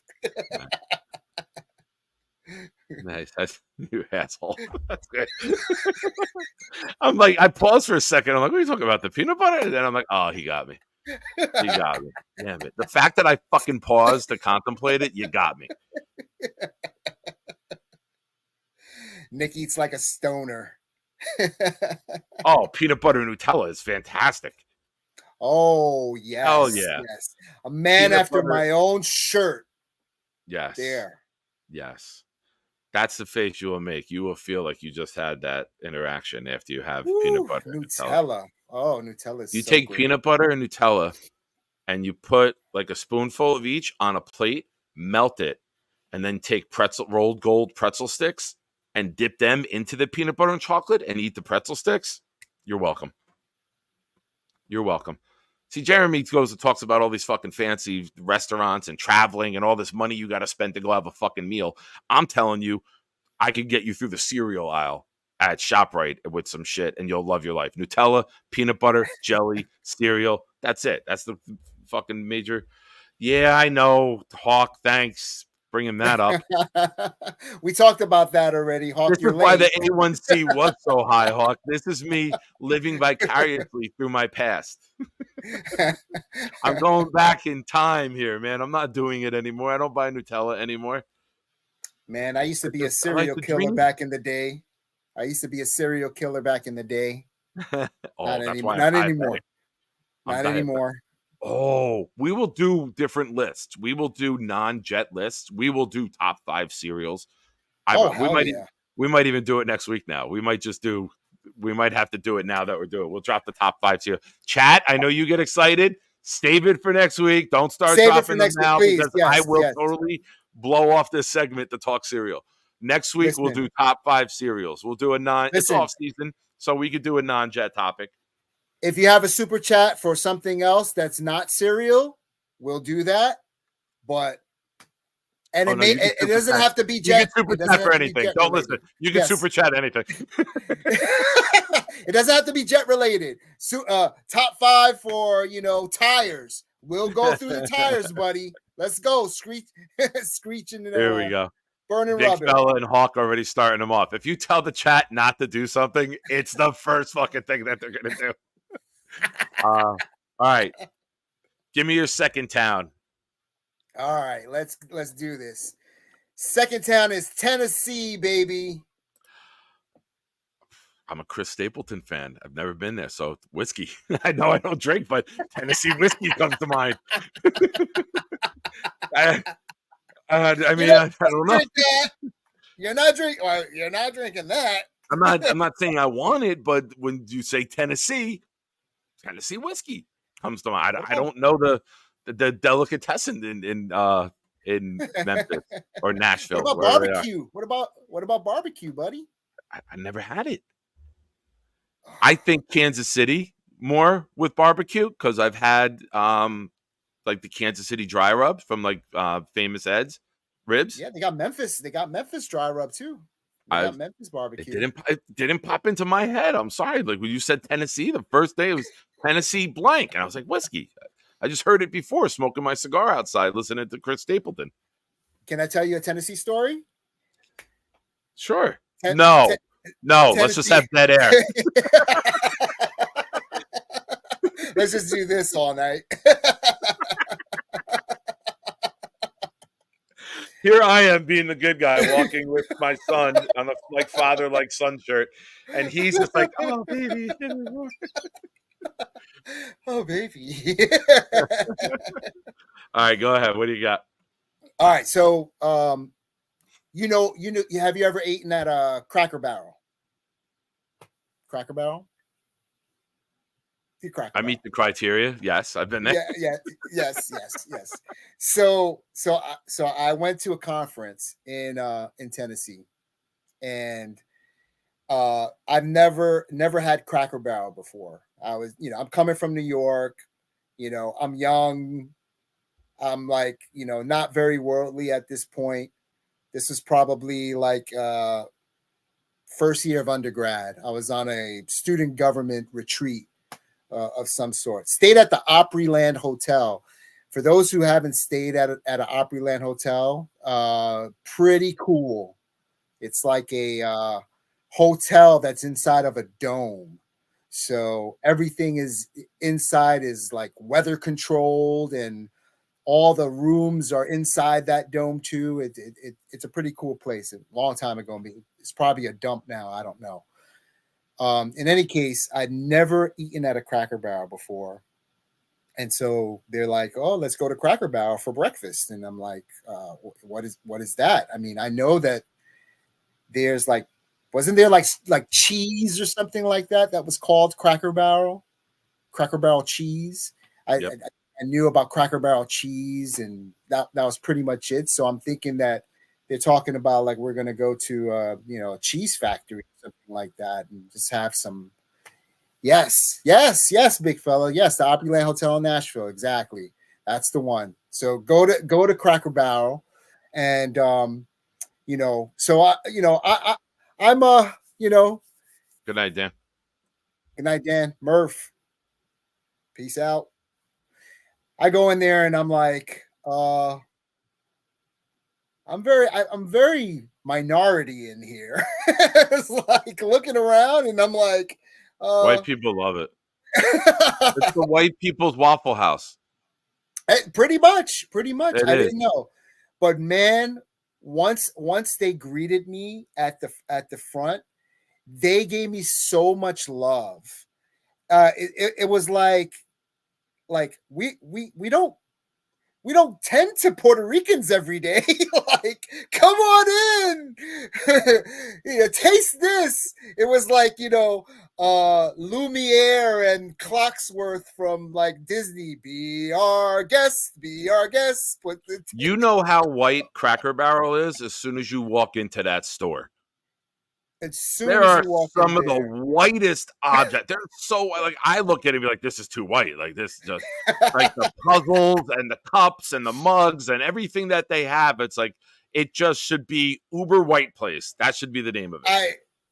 You remember the Andy Griffith show? I thought I was in the Andy Griffith show, and Aunt B was giving me a pie and stuff like that. It was, but they were so hospitable. And they were so great that to this day I love Cracker Barrel. I live in Florida now, and that is like one of my top breakfast spots. So that's what I think about when I think about Tennessee. Did you play the golf tee game?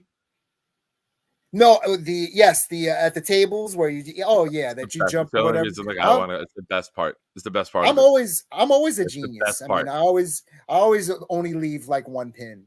Or something like that, I love it. I actually downloaded the game. You could put the golf tee game into your phone, and you can play it on your phone. I was so aggravated. Like I had to delete the fucking app. I was getting so like when I gave up gambling, I was like, I need to get some other shit to fill my time. And someone mentioned Cracker Barrel. I was like, ooh, the golf tee game. And then I was like, nope, I couldn't beat it. I was so fucking aggravated. Oh, that awesome game. It's so good. You go in there and you eat. you eat, that's a day you double, triple up your insulin intake because great I will portions. drink the maple syrup from there. Oh my goodness. And they give it to you hot too. And their cheese potatoes. Oh my goodness. They're the best. The bestest. Yeah. The top. The last time I went, my lady, she lives out in White House Station, and there's one off of 78, like maybe 15 minutes from her because she's out west.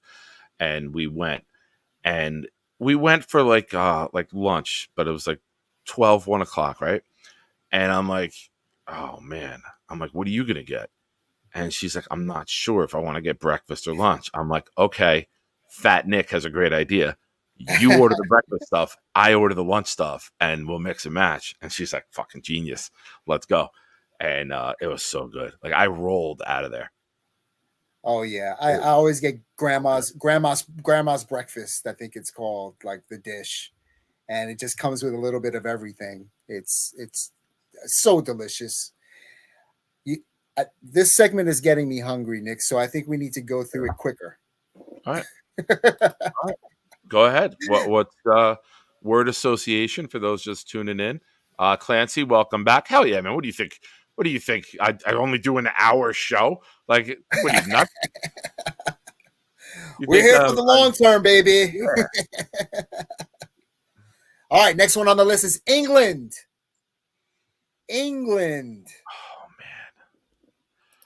Fish and chips. Fish and chips. Very good. I don't need anything from the ocean, but just I associate it with there. I have a shellfish allergy, so I eat nothing from the ocean. But I will just attribute that. Oh yeah, the sober. Yeah, I do. Yeah. Look at us. Look at us. I mean, Boomtown. There you go. Boomtown said the same thing. Did we just become BFFs? Oh my god! I thought it happened already, but oh, look at us! Look at me being ahead of the curve, and you just pulling up to the race. And you know what? I do want to say this. People like Phil Adams, who followed this channel for a long time, he'll watch in the morning because he's, it's 2, 3 o'clock in the morning now over there. He'll watch and catch up. Phil, if you watch to this point, I am happy for you and all of the other Jets fans over there who are going to get to see this team this season. There is a huge portion of football fans in London, or the UK Jets fans. There's clubs. The UK Jets fans, They get together, they watch the games, and I'm happy for them that they get to see what could be a Super Bowl winning team, and that's pretty awesome. So. And they're Jets fans, and they're going to see that game. But not only are they going to see that game, they're going to see the Jets kick butt. That Vikings team is not great at all. I was waiting for it. I've been waiting an hour, 42 minutes, and 40 seconds for one of these comments to pop in. If I missed one, Bobby was in the chat last week, and he was typing a lot. And everyone started teasing. He's like, I'm typing so much, my fingers hurt. And it snowballed, of course, with I'm typing so much, my elbows hurt. Like everyone picked a different body part. And I've been waiting all night for one of them. Boom. Thank you. My fucking lips are burnt. Oh, my goodness. Oh, yeah. Cracker Barrel. That's me. That's what she said. Yep. All right. What's next? All right, moving down the list, we have Pittsburgh. Short, fat women. I guess they can be considered a food. Oh. That's literally, I swear to God, after going there, that's all. I saw so many of them, and I say it every time we mention it. Like, I was at the game, and there was 10,000 dudes in Big Ben jerseys with bald heads, goatees, and they looked like they just curl steel all day. And each and every one of them had the same girlfriend or wife. She was 5 foot with a perm, and she was 195 to 230 pounds, and just walking like they fucking like were struggling. You know what? Shrimp. Because when we got out there, Roger's ketchup. I didn't even think of that.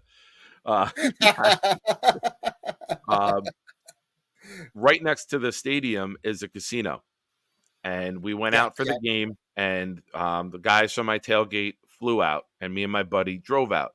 and they were there, and we got to the hotel, and then we took a cab over to the casino, and we went in there to one of the restaurants, and it's a family style restaurant. So they're like, Sid, eat. We're waiting for you. We're ready to go play.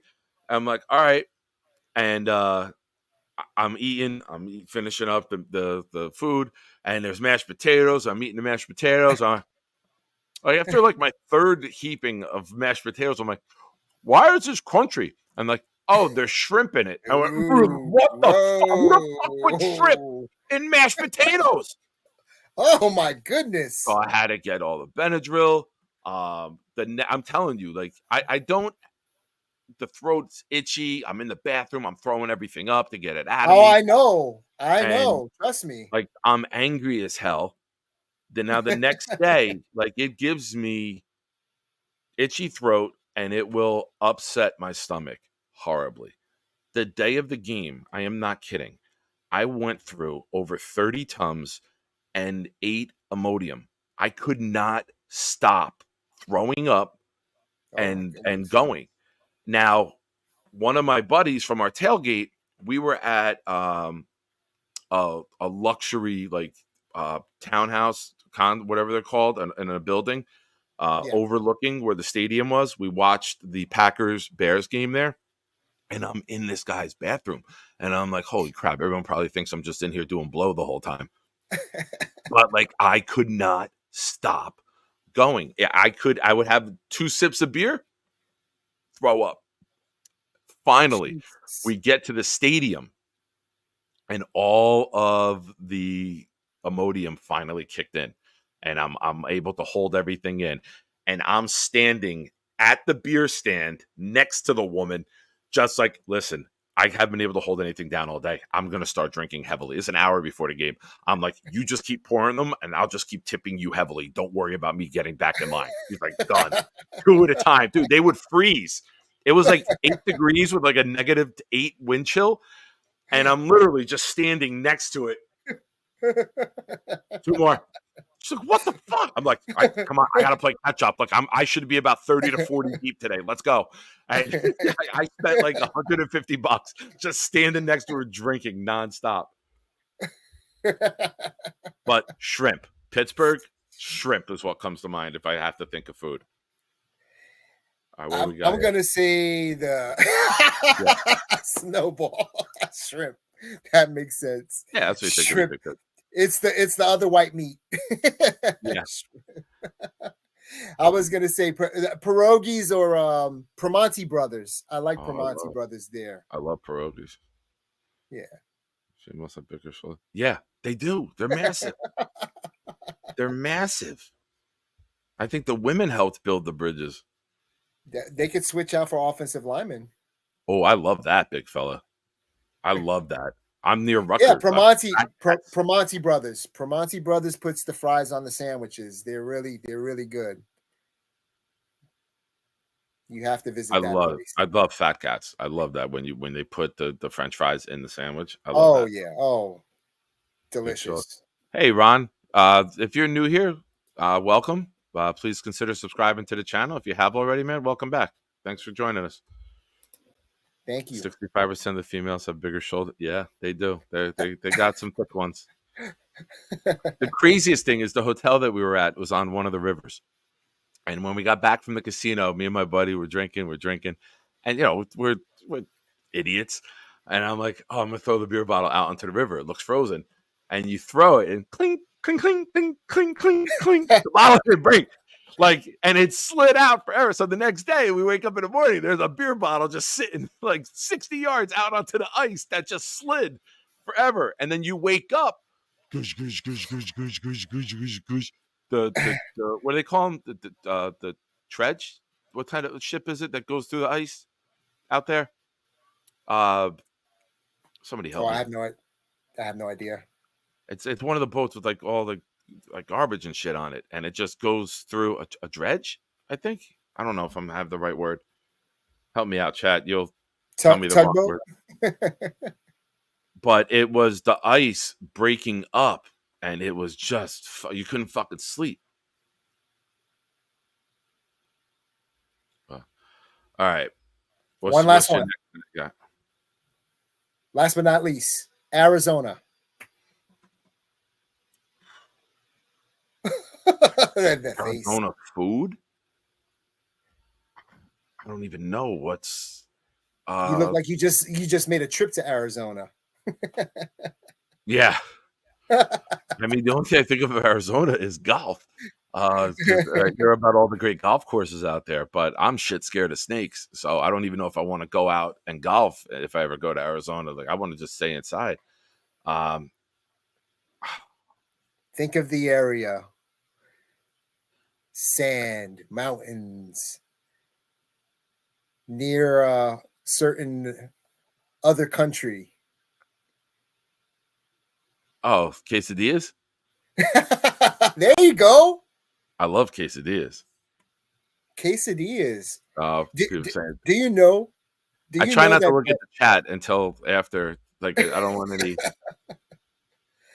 I'm curious, chat. Arizona. What do you know Arizona for in terms of food? They're saying Boomtown said club sandwich. Uh, Tacos, Mexican tacos. Yo quiero Taco Bell from David. Yeah, like I said, I don't. This would be great to run back with Jeremy. Like, I'm telling you, it would be. We got to have you come on Pride and Chaos one week and Yeah. drop this with him. And drop this with him. Yes, and I'm telling you, you'll get such better conversation out of it. Like, I could just check out and leave. No, this has been good. I mean, I enjoy the stories that go along with it. That shrimp story was awesome. I mean, not for you, obviously, but oh, it was horrible. It was horrible. Glad I lived. Now, that would have sucked. Surprisingly enough, there's a big contingent of New York and tri-state area people in Arizona because it's like one of those, newlywed, nearly dead states. You know what I mean? Everybody goes there and they retire and stuff like that. They are known for great pizza, believe it or not. Really? New York style pizza. Huh. Well, I remember the pizza in Breaking Bad. That was in New Mexico, getting thrown up on the roof. Yes. I don't know if that's New York style, but yeah, the one going on the roof. Yeah, that one. Everybody goes to that house to throw that pizza on the roof like every day now. Do they? Oh yeah. Oh, that's a thing. that's a big thing. Like people, they go to New Mexico, they go to that house, which is like somebody's house, and they go there and throw pizza on there. Like it happens every day now. Oh, that's great. Who wastes pizza though? At least give a rubber pizza and be like, here, throw this. Don't go buy a real pizza and waste it. They had to stop people from doing it because it was getting bad. No, but the popular pizza out in Arizona, people will tell you is Venezia. But on the down low, the best pizza in Arizona is Pizza by Napoli. And if anybody's from Arizona or has been out to Arizona, tell me I'm wrong. Pizza by Napoli. It's a little, hole in the wall pizza shop that you find like on the corner of 8th Avenue and Madison Square Garden. Like it's that good of a pizza. I'm a pizza snob, pizza connoisseur. Maybe not on the heights of Jeremy, but I do love myself some pizza, and that Arizona it's a pizza place. I mean, I see the chat going back and forth with Jersey and New York pizza. Pizza's pizza. Like, you gotta really listen. I say that as somebody who lives in New Jersey, and 98% of the pizza that I've had in my life is New York or New Jersey, so I'm spoiled by it. You aren't yet. I know. And when I went to Myrtle Beach to visit my buddy 2 summers ago, I guess 3 summers ago now, 2021, I think it was. I forget, 2 or 3 years. And yeah, I had I was saying to him, like, what we're gonna do, what we're gonna eat. I was like, he's like, dude, you have no idea. He's like, don't lower your expectations very quickly. He's like, the three things that I missed about New Jersey or most are pizza, bagels, and Chinese food. Oh, Chinese food, yes. No, not all pizza is created equal, but where I'm located, Harlan, even the bad pizza is above average. Like, I'm in Central Jersey. So, I'm in Woodbridge, right across from Staten Island. We're close to New York. We have a lot of elite pizza places around here. And if it's not elite pizza, then the sandwiches and the entrees that they have are very good. You either make banging pizza or your platters are fucking phenomenal. So you can't miss with Italian food around here. Obviously there's a trial and error, but I'm 45. You're spoiled though. I mean, I live in Daytona Beach. Like the best pizza place that I can go to is in freaking St. Augustine, like 2 hours away. There's a place called Pizza Time, and it's like one of the best pizzas anywhere. Nice. Yes, I love that. It's the best place in the world. Why would you disagree with this? Is that from Seinfeld, right? Is it Seinfeld or what is that from? The Better Show. Yeah, there you go. The Office. The Office, yeah. For those that don't know, I think Greg is saying it too. It's guys, a troll.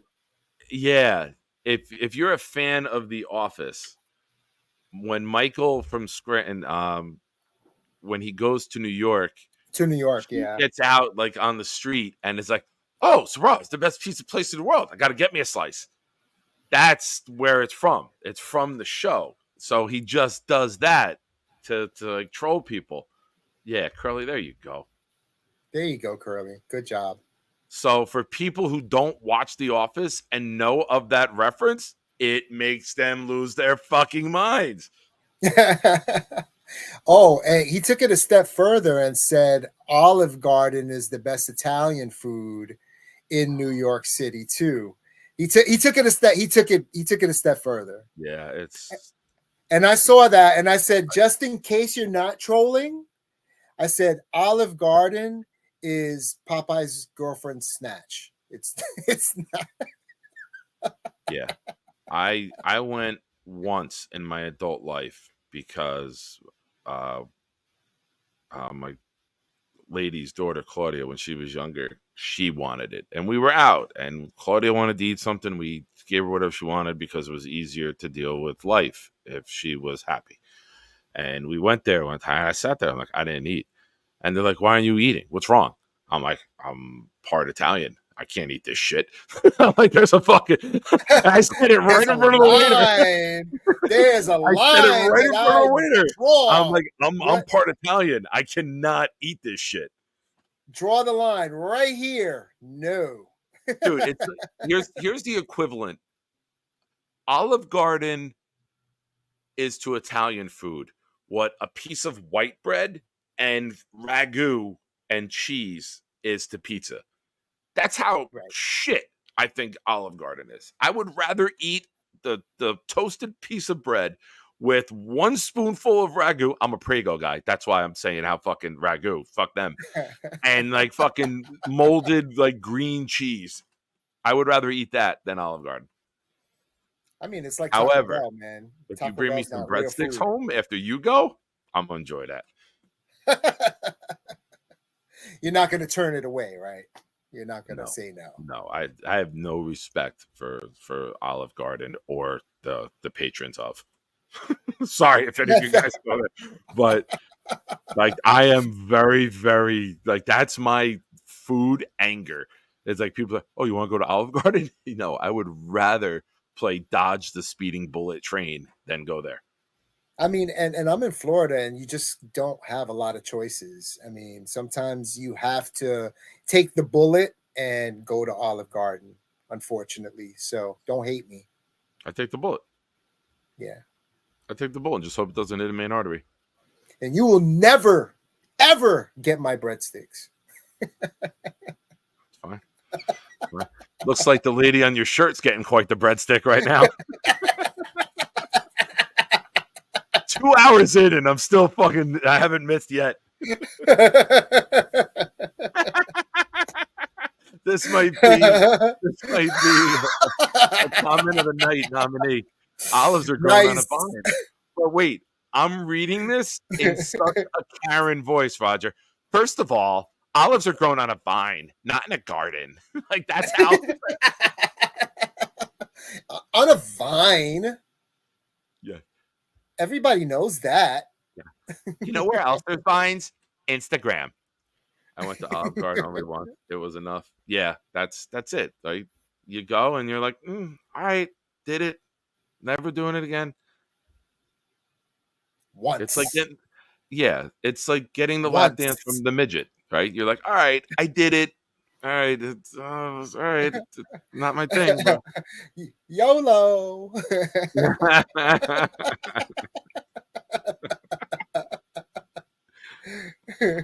I like that whenever people want to laugh, we can just make fun of suburban white women in the white girl army with their Uggs and their leggings with their pumpkin spice lattes and their Olive Garden breadsticks. Olive Garden breadsticks, which they'll save you some. Girl, I'm sure it's like me.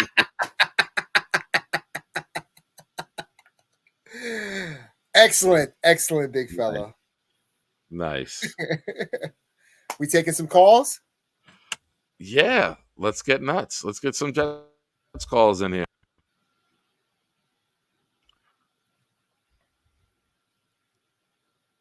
One rule tonight: it's not a hangout. It's short Jets calls, and if you've commented in the chat in 2 hours, you're allowed on the air. Let's go. Oh, what happened there? Come on, somebody comment. There we go. Oh yeah, I gotta wait. Yeah, I gotta wait for someone after I pin the comment. Oh yeah. Oh, sorry. Get this off the screen. An error popped up on the computer. Probably that little heart thing or whatever comes up, right? And yeah. So I gotta wait for the next comment to bump that up. So we have to beg the chat. Yeah. Please comment. Yeah. Comment now. Yep. He better not be clicking the link because he hasn't commented once the entire night. Oh yes, but his hands hurt. There we go. He was here last week too. Well, you're obviously doing it wrong. You're obviously not doing it the right way. Yeah, big fella. Go Rangers. Go Rangers. Let's go. Nice. I like that he got them all too. Jets.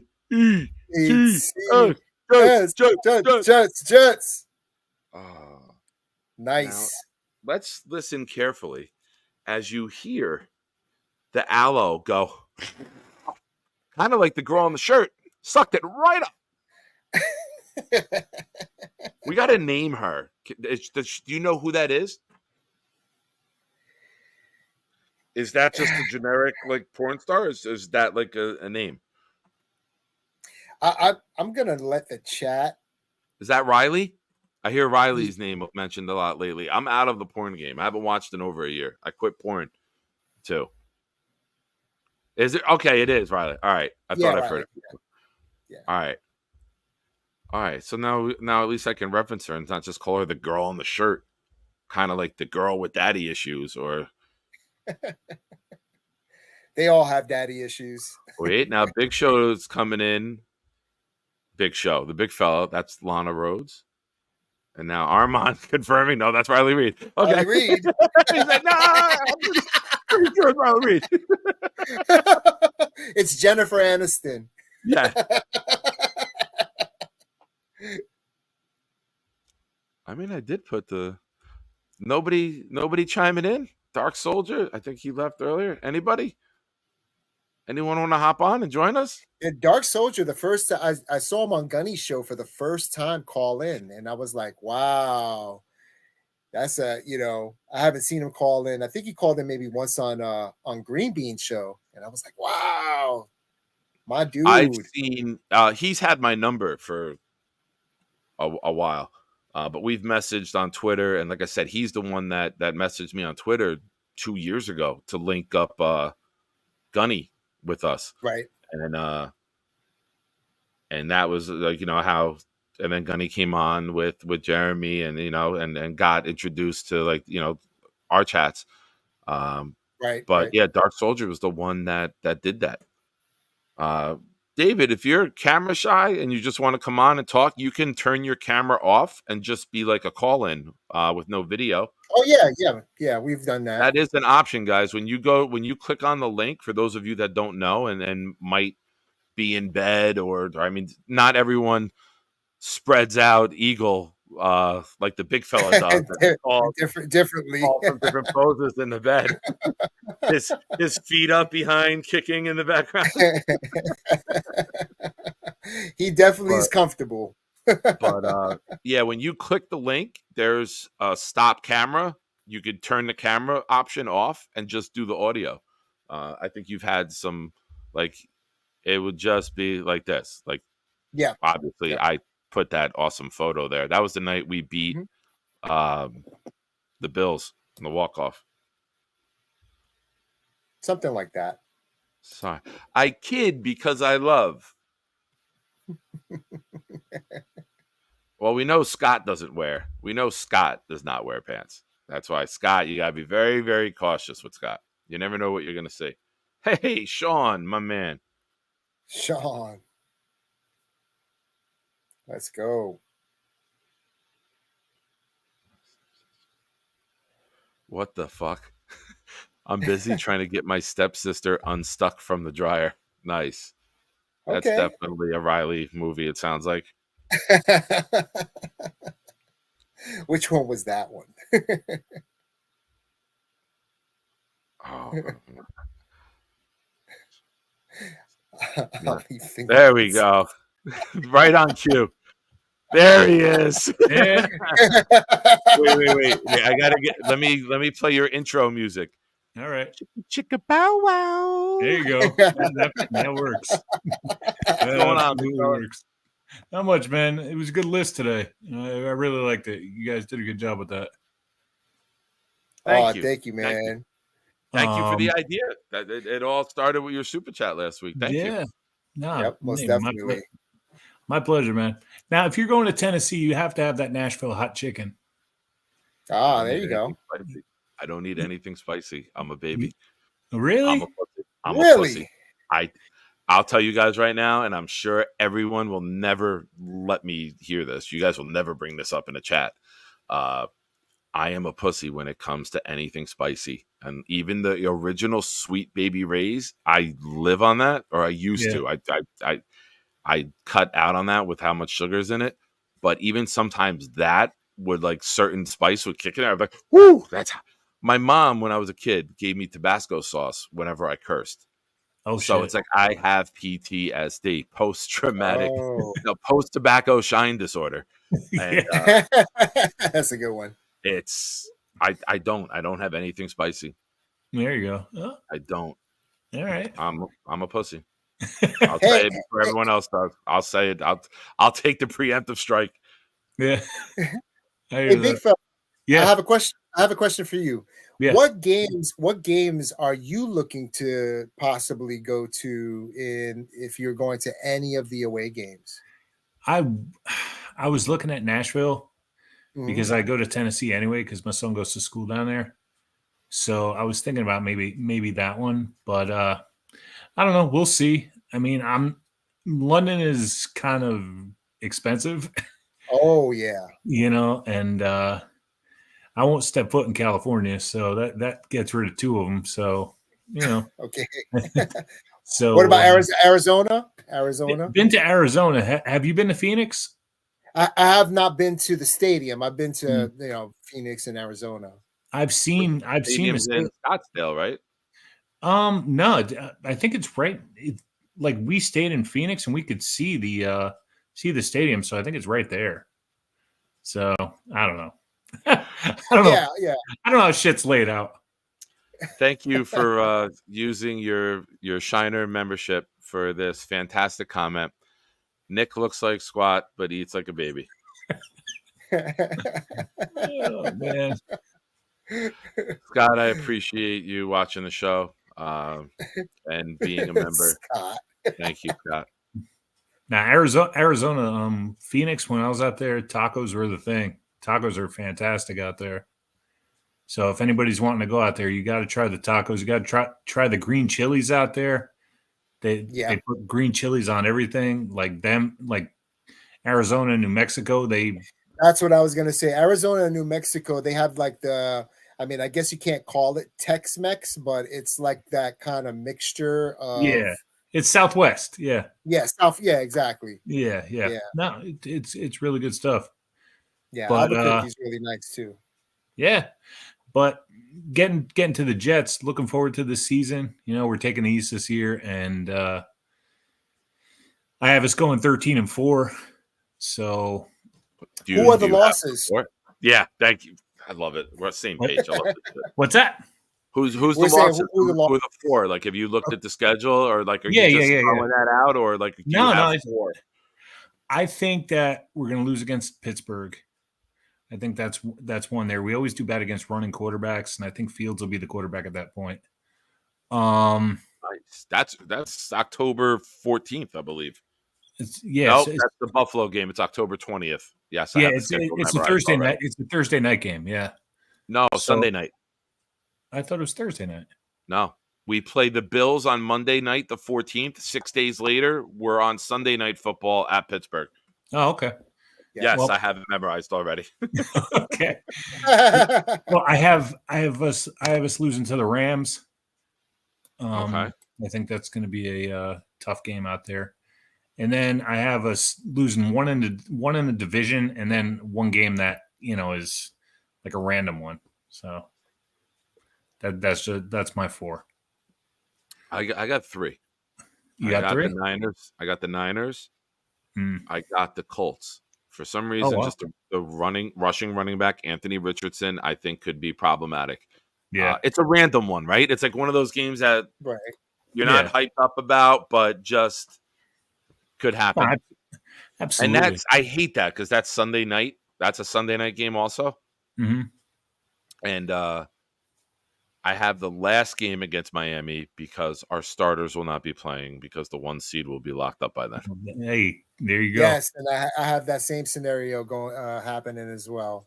Nice. I got 12 and 5. I got 12 and 5. Okay. I think we split with the Dolphins and the Bills. We lose to the Texans, the 49ers, and surprisingly the Jaguars. Okay. Well, there you go. I see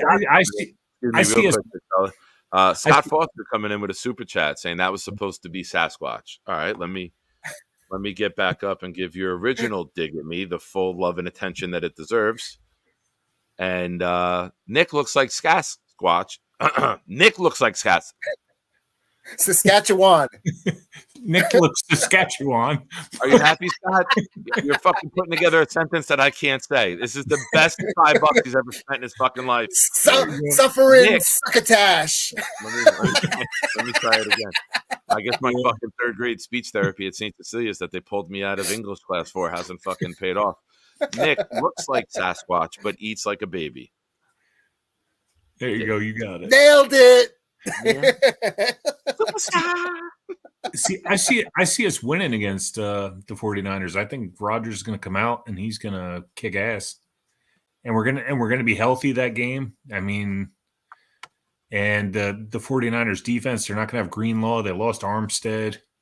I really see us I see us taking that game, to be honest. I had to pick 3. I don't see 3. I had to pick them. Yeah, I don't see 3. I'll be honest with you. If this team remains healthy, I don't see 3 losses. Like I don't think it's fucking crazy to say.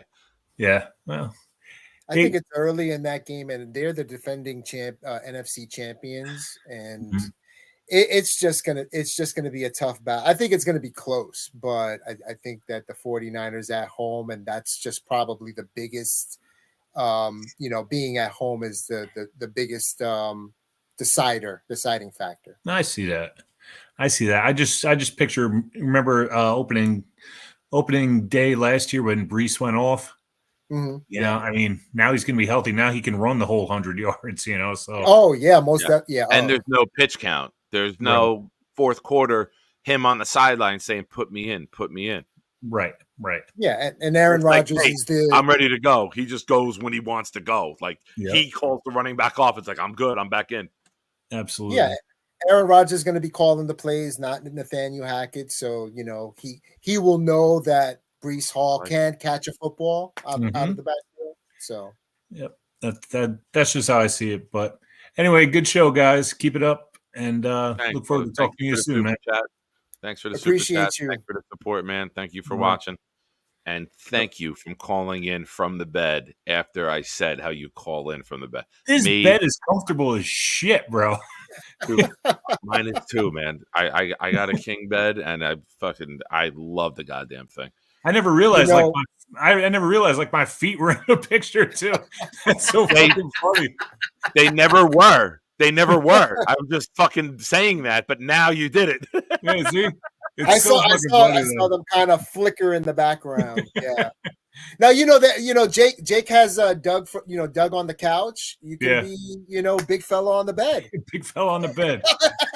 Exactly. All right, gentlemen, have a good night. Hold on. Don't go anywhere yet.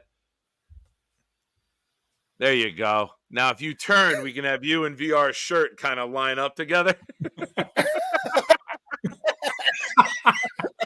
You shake a little bit and she'll... Yeah, right? Exactly. That's hilarious. Awesome. Thanks, brother. All right, brother. Take care. All right. Take care. Have a good night. All right. Maybe I can do the comedy and production at the same time.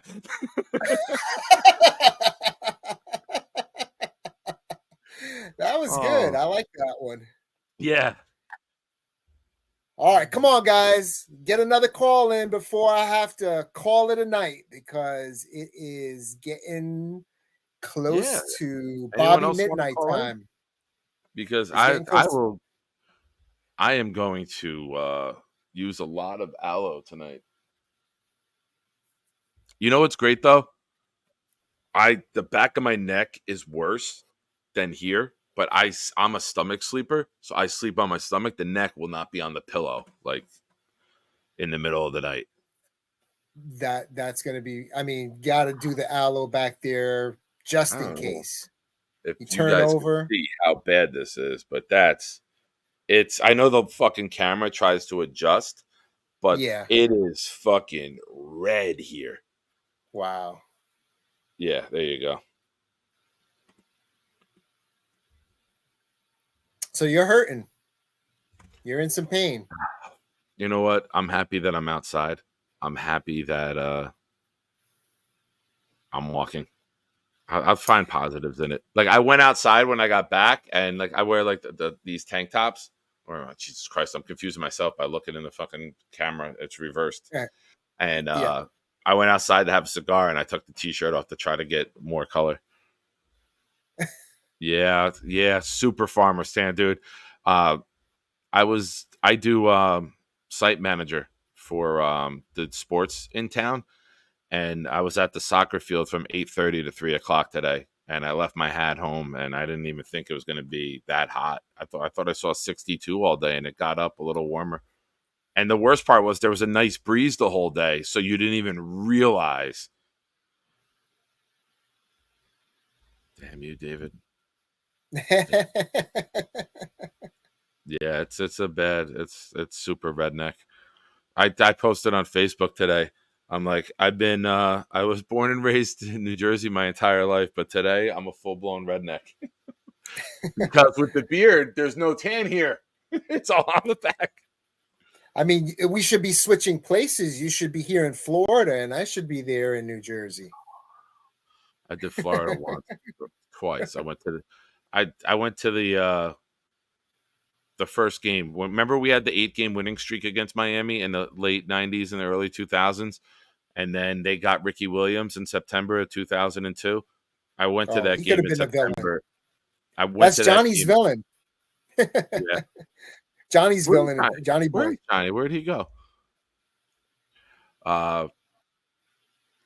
we sat in the upper deck, me and the kid's mom, and we were just together for a couple months. That was like our first trip together. And I was convinced that the sun dropped out of the sky with how hot it was on the back of my neck. I have never felt anything like that before. Was that when it was called Joe Robbie Stadium?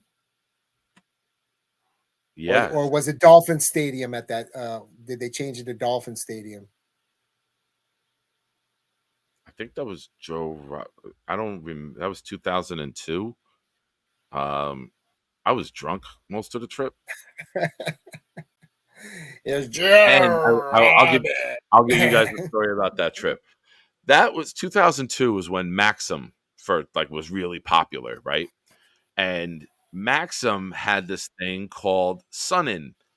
And Sun-In was like you spritz it like on your hair, go out in the sun, and then it would like kind of like fade it and like dye it. And I'm drunk and I was like, fuck it, I'll try it. I put it in. Horrible decision on my part. It gave me like a fucking orange tint to it. So I had it when I got home. I was like, I would rather be like blonde. And Gina went and got me this fucking hair dye that turned it fluorescent yellow. And I did security management at this building, and it was a corporate place. And I'm 23 at the time, and I was always hanging out with the young college intern girls who, were the same age as me. We'd go out afterwards drinking and hanging out and hooking up. And I walked into the cafeteria that day with the girl Jen, who was beautiful. And everyone's head kind of like turned and looked at me. I go, look at that, bitch. I'm the one turning heads today, not you.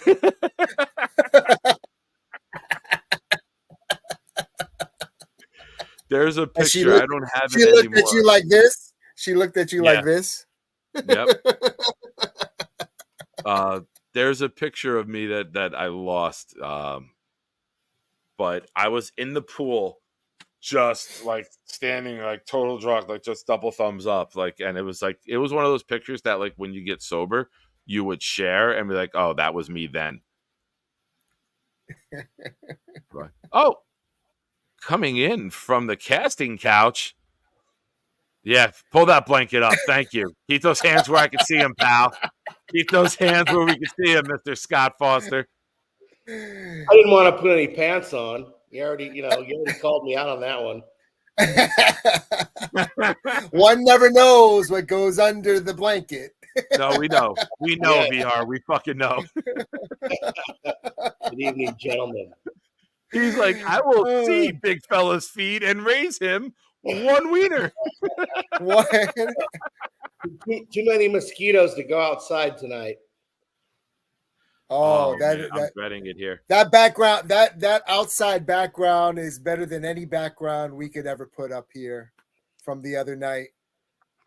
All natural, although the trees is also the trees and the chupa. The trees and the chupacabra that almost got you. Nick's relatives running around. Those Sasquatch. That's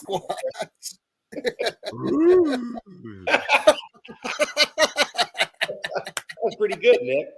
Thank I you. know. Thank you. Well, I'm only a couple generations removed, so it's like it's still in the system. Just a couple chromosomes. That's. It's like the Geico commercial. The caveman. The first time Scott came into the chat and commented, I'm like, the guy's throwing fucking daggers, and he just got in here like 5 minutes ago, and I'm like, me and this dude are gonna get along nicely, and he was like, yep. I can tell that was welcomed in here. Yes. Always welcome. Always dude, welcome. When you've had my life, you have to have a sense of humor about it. If I didn't have this fucked up, twisted sense of humor, I wouldn't be alive today. In fact, at one point, Nick said something about to everybody about being nice or not saying bad word, whatever it was, and I said, "Well, I'm leaving then." Yeah. We do have nice moments on here. I'm out of here. I'm out of here. Yeah, I can't remember exactly what it was. We're all nice to each other. Yeah. We flick shit in a respectful way. Friends bust balls. If you're not busting balls, you're not friends. Yeah. Like you're afraid to Most upset definitely. someone. Exactly. Yeah, most definitely. Yeah, exactly. That's the deal. Like, there's no human resources here. There's no, what I mean? Like, although I'm concerned Nick is picking the 49ers and then he's trying to look the same color as the 49ers. Yeah. A little too much of a commitment. Oh, thank you. So today I'm at the soccer field and I had on my Mr. Rogers neighborhood shirt, and one game ends and then like it's 3 and 4 year olds and 5 and 6 year olds. So there's 2 fields that we make the one big field into 2 little fields for them. And then we were trying to get people out so the next 2 games can come in, get everyone set up. So I'm out on the field and I turn around and there's a big dude and he's got a 4X red shirt on. He's got a 49er hat on. I turn around, I'm like, oh, get away from me. He goes, I'm sorry. Do I know you? I go, I'm a Jet fan. You got the Niner hat on. We play you in week 1. This guy had the absolute worst takes I've ever heard on sports. And when I tell you them, you're like, no, there's no way. Wait, each take he had got worse and worse. First one, he goes, oh, I hear you guys are about to lose Sauce. I go, what are you talking about? He goes, yeah, I heard somebody just made an offer and take Sauce Gardner from you guys. I go, yeah, that can't happen. He's under contract. Yeah, but they're trying to get him. I go, no, that's not how it works. I'm like, we have his right for up to 7 years. I'm like, with 4 years and then the 5th year tag, and then we could franchise tag him. And then I was like, oh, this guy doesn't know football. This is going to be fun. Now, me and my son look at each other, and Nicky goes, and now his next take, he goes, oh, yeah, well, we just signed Purdy to a $205 million extension. I go, no, you didn't. He goes, yeah, we did. He's like, this week. I go, no, that was Jared Goff who got the $200 million extension, not Purdy. Purdy's not eligible for an extension yet. What? Yeah, we may have just come to terms with it, but it's not signed yet. But the agreement's in place. I go, oh, okay. And he goes, and we're about to re-sign Ayuk too. And I go, I don't know. Everything's saying that Ayuk wanted out. And he goes, well, he's going to do what Bosa did. Bosa changed his residence to Florida and then waited 6 months. And then on the 6th month, he signed his extension because now he's taxed differently as a Florida resident. And I go, yeah, but the game, I'm like, oh, you know what? You're right. And I'm like, I didn't even want to get into it. And I just like, yeah, have a good day, man. Are you coaching? He's like, well, I'm just stretching them and warming them up until the coach gets there. He's coming from another game. I'm like, all right, buddy, good luck. I go, Nicky, run. I feel like when we get away, I'm like, I felt that the stupid was contagious if we kept speaking to him. Yeah, right. He's got more breaking news than Schefter. Sauce is getting someone's going to take Sauce from us this offseason. And then Brock Purdy got a $205 million deal, which is not even eligible. Yes. And then Ayuk bought a house in Florida, just waiting for 6 months to sign his extension. Oh, all right. We got a couple people popping in here now. All right, Scott, what else you got? You got any Jets takes you want to throw out before you get back to Pleasureville? No, I just can't wait for the season. Yeah, I hate the off season anyway. I mean, I don't hate it. I miss football actually being played, but yeah. And this year has so much potential. Oh, can't wait. Anyway, good night, fellas. Later, bro. Have a good night, bro. Super chat, and thanks for always watching, brother. Appreciate you. I'm concerned that I haven't seen Bobby on here. I hope everything's okay. Wellness check. We need a wellness check on him. Maybe he's getting ready for his haircut with Desiree tomorrow. Ooh, maybe he's getting a haircut. Breaking news. Wow, Chica, wow. I mean, he was on here the other night for a while. I don't think he's upset, but I hope everything's all right. He'll pop in. All right, guys. This is actually Desiree. This is Desiree. Well, Bobby's got a shot then. Yeah. Yes. Yes. Charitable donation. All right, sir. Right, be good, man. We'll see you in the chat. Have a great night. Thanks, Scott. Next up, we got two people calling in. All right. We got Yeti and Little Yeti. Come on, buddy. What's up, man? Hey, what's up, guys? What's up, buddy? Dude, my little guy just ran away 1 second away before we called. Oh, I saw him sitting there with you. I'm like, yeah, ask him, you saw him. Ask him if he's ever seen a Sasquatch. Yeah, there was yeah, he just like boom. He's like, there he goes. He's I'm out. Yeah. What's on your mind, brother? Oh, nothing, man. I was just joining in. I don't know, whatever we're talking about. Oh, here we go. That's what I wanted to show you. Oh, look at that. Look at that. The new GH gate. Wait, what is it? The new GH gate. Conklin. It's Conklin. I got nice. it. Nice. I got it. You did. That's awesome. I love that. Oh, That's freaking awesome. You got me so good that I laughed so hard that the folds in my head hurt. That's cool. That's awesome. You gotta get out of the screen, jerk. Oh, more aloe. More aloe. Hey Yeti, what do you got? What do you got as the Jets record this year? Who we win? Who we losing to? People are bringing up the Rams. Rams are real. They're a real team. It's a tough trip though, cross country to make. Yeah, seriously. I want everybody to come out to Arizona. You know that. Oh yeah. But because that's a W. It should be a W. I was at the last Arizona game. I think we lost like 34-3. I don't really remember. My wife took me there for my birthday present because my birthday is November 10th, and I think the game was like November 13th or something. I don't even November 10th, the Marine birthday. Yeah, we got our asses handed to us, and I thought we had a good team. We had Fitz, we still had Marshall. We had a good team, like I thought, but we got our asses handed to us, and we know what happened that season. That was the bad season of Fitz. We had one good and one bad, so I got to see the bad season. So that was fun, but yeah, other than that, I want everybody to come out here because this is going to be the rebirth. This is going to be a 34-3 the other way, Oh yeah, most definitely. Hey, what's the word out there about Marvin Harrison Jr.? I hear that. Oh, people love him, dude. He's the hype. He's the hype, man. He's the huge hype out here.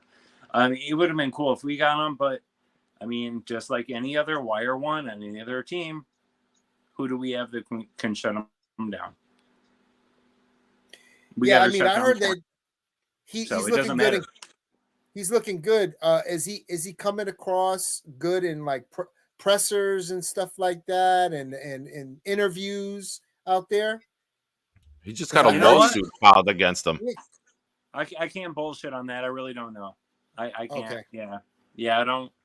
I pay attention to a lot of the local media, but I don't really know. I'm assuming he's saying the right things. I mean, why wouldn't he? I mean, you got to say the right things at this point. I mean, right. Yeah, but I mean, I don't know. I really don't know. I can't. Yeah, I can't say one way or the other. No worries.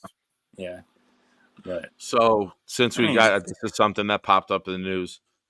Fanatics files a lawsuit against Cardinals rookie Marvin Harrison Jr. for breach of contract. Arizona rookie Harrison is now in legal battle with Fanatics. The apparel company filed a lawsuit against Harrison in New York Supreme Court on Saturday night, alleging that he breached the contract they signed to last May.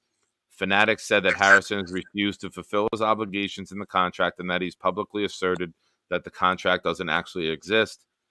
Fanatics said that despite paying Harrison twice, he has refused to fulfill his obligations after several requests. Specifics of the deal are not known, according to ESPN. And that competitors made an offer, and he, from other trading companies, while demanding Fanatics meet or exceed the other offers. So basically, it sounds like he signed a deal and then was like using them to get more money and then tried to back out of that deal. But that's some bullshit. Like you have a father who was in the NFL. You know how business works. Like you have your dad who's a Hall of Fame wide receiver. Yep. I find that a little shady. The fact that you're even trying to pull that, you're going to get paid. What the fuck? Why are you being shady? Your dad was an NFL fucking player and a millionaire. You're trying to scrap people for a couple extra bucks while you're in college. Totally. And the difference in the media out here, you don't hear a glimpse about it. But in New Jersey and New York, it'd be blown up all over. Oh yeah. Like, you don't hear about that. Like we don't hear about it. Like all we hear is like, oh, he's a good guy. He like coming in and whatever. I knew about the contract thing. I knew about like he didn't sign yet, but I heard about that through NFL Network. I didn't hear about it through local shit. That's national. Yeah. Most definitely. So it's just the same news everybody else hears, and I'm 60 miles away, or 100 miles away. So that's a little funky, but it is what it is. I don't know. I love the guy. I think he's cool because I love Marvin Harrison. I'm a Syracuse guy, so I love his dad, and I hope he turns out great. But maybe in 4 years he'll end up in green and white. Who knows? His dad was a consummate professional. I mean, like totally. He was the standard of professional. In the NFL. I mean, he won awards for it and everything. He was. But he was also popping off with guns at his car wash in Philadelphia too. Well, I mean, that was got when a little bit of that. He was young. He was young. He got a little dog in him. I mean, come on. I thought that was after his career. Was it? I thought that was after his career. Oh. Hey, Yeti, you mind if I bring someone else on with you? He was provoked. I mean, right. Of course, yeah. Let's bring in the man with the muscles, Infrared. What's up, bro? Hey, what's up, gentlemen? Dude, Infrared. What's up, man? Dude, yo, I got burnt just like you, Nick. Yeah, but you were over the grill. What did you make? Man, dude? I was grilling. Okay. I was grilling yesterday, today. So, yeah, man, it was my son's mother's birthday, so I had to grill the whole weekend. What did you make, dude? I saw the pictures on the grill today. Puerto Rican food, pork shoulder. Yeah, a lot of ribs, things of that nature. So, it was a good turnout. No doubt. Hey, listen, I was on the grill the first weekend of this show. I was on the grill, and it's a hard job, but it is so good especially when you feed in a whole lot of people, because they really, really appreciate you. Thank you for this, sir. The thing is with me, I hate people. I hate people, bro. Like I'm one of them dudes. Like I'm antisocial. I like when I go to ShopRite or Walmart, I go real early, or I go real late, like 11 at night, because they close at 12 o'clock at night. So I go from 11 to 12 at night, or 8 o'clock in the morning to 9 o'clock. I avoid all the bozos. Yes. Avoid all the bozos, bro. We had this conversation, Nick. We had this conversation. Yeah. I thought I was the only one. Like, I love going places. I mean, the only thing that sucks about going to ShopRite at that point is you don't get the delis closed. Yeah. And I like to get the American cheese on sale. I don't want the pre-sliced shit that you have out. That's like $8.99 a pound. Right. I want my bread and basket, or my bowl and basket ShopRite brand American cheese. I'm with you, brother Nick and brother VR.